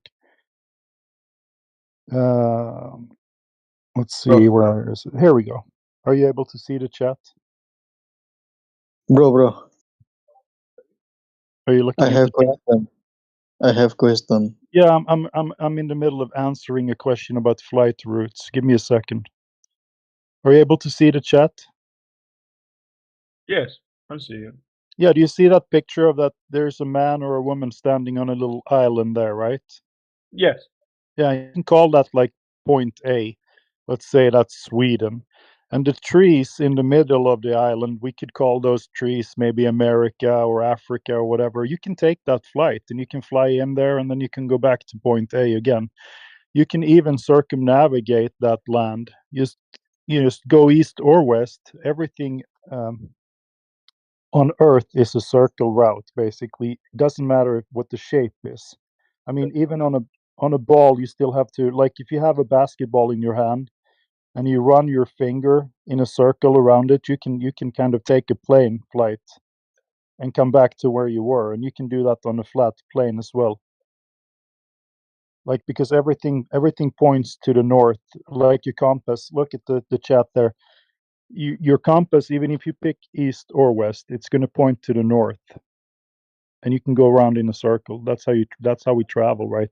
Now that's not a model of flat Earth. That's just an illustration of how a compass work. Is your current argument that that if you use a point as a reference, then the consequence of a point being your center of reference is that you will ultimately go in a circle, no matter what? Oh, you're asking me? Yeah.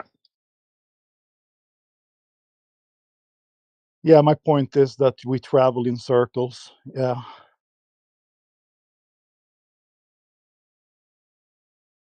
It's like you can Okay. drop a person off in the forest. He's going to travel in a circle eventually, but that's how it works with planes as well. Also, they have flight corridors, but that's another thing.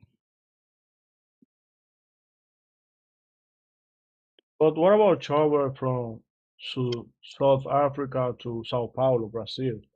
That would be very, very far away if That's not the a Earth map. is plane. He told you that's not a map of the Earth. That's just a demonstration of how east and west work around one singular pole. Yeah, I need to add a little disclaimer underneath it just to be sure nobody scrolls up and think that's a model.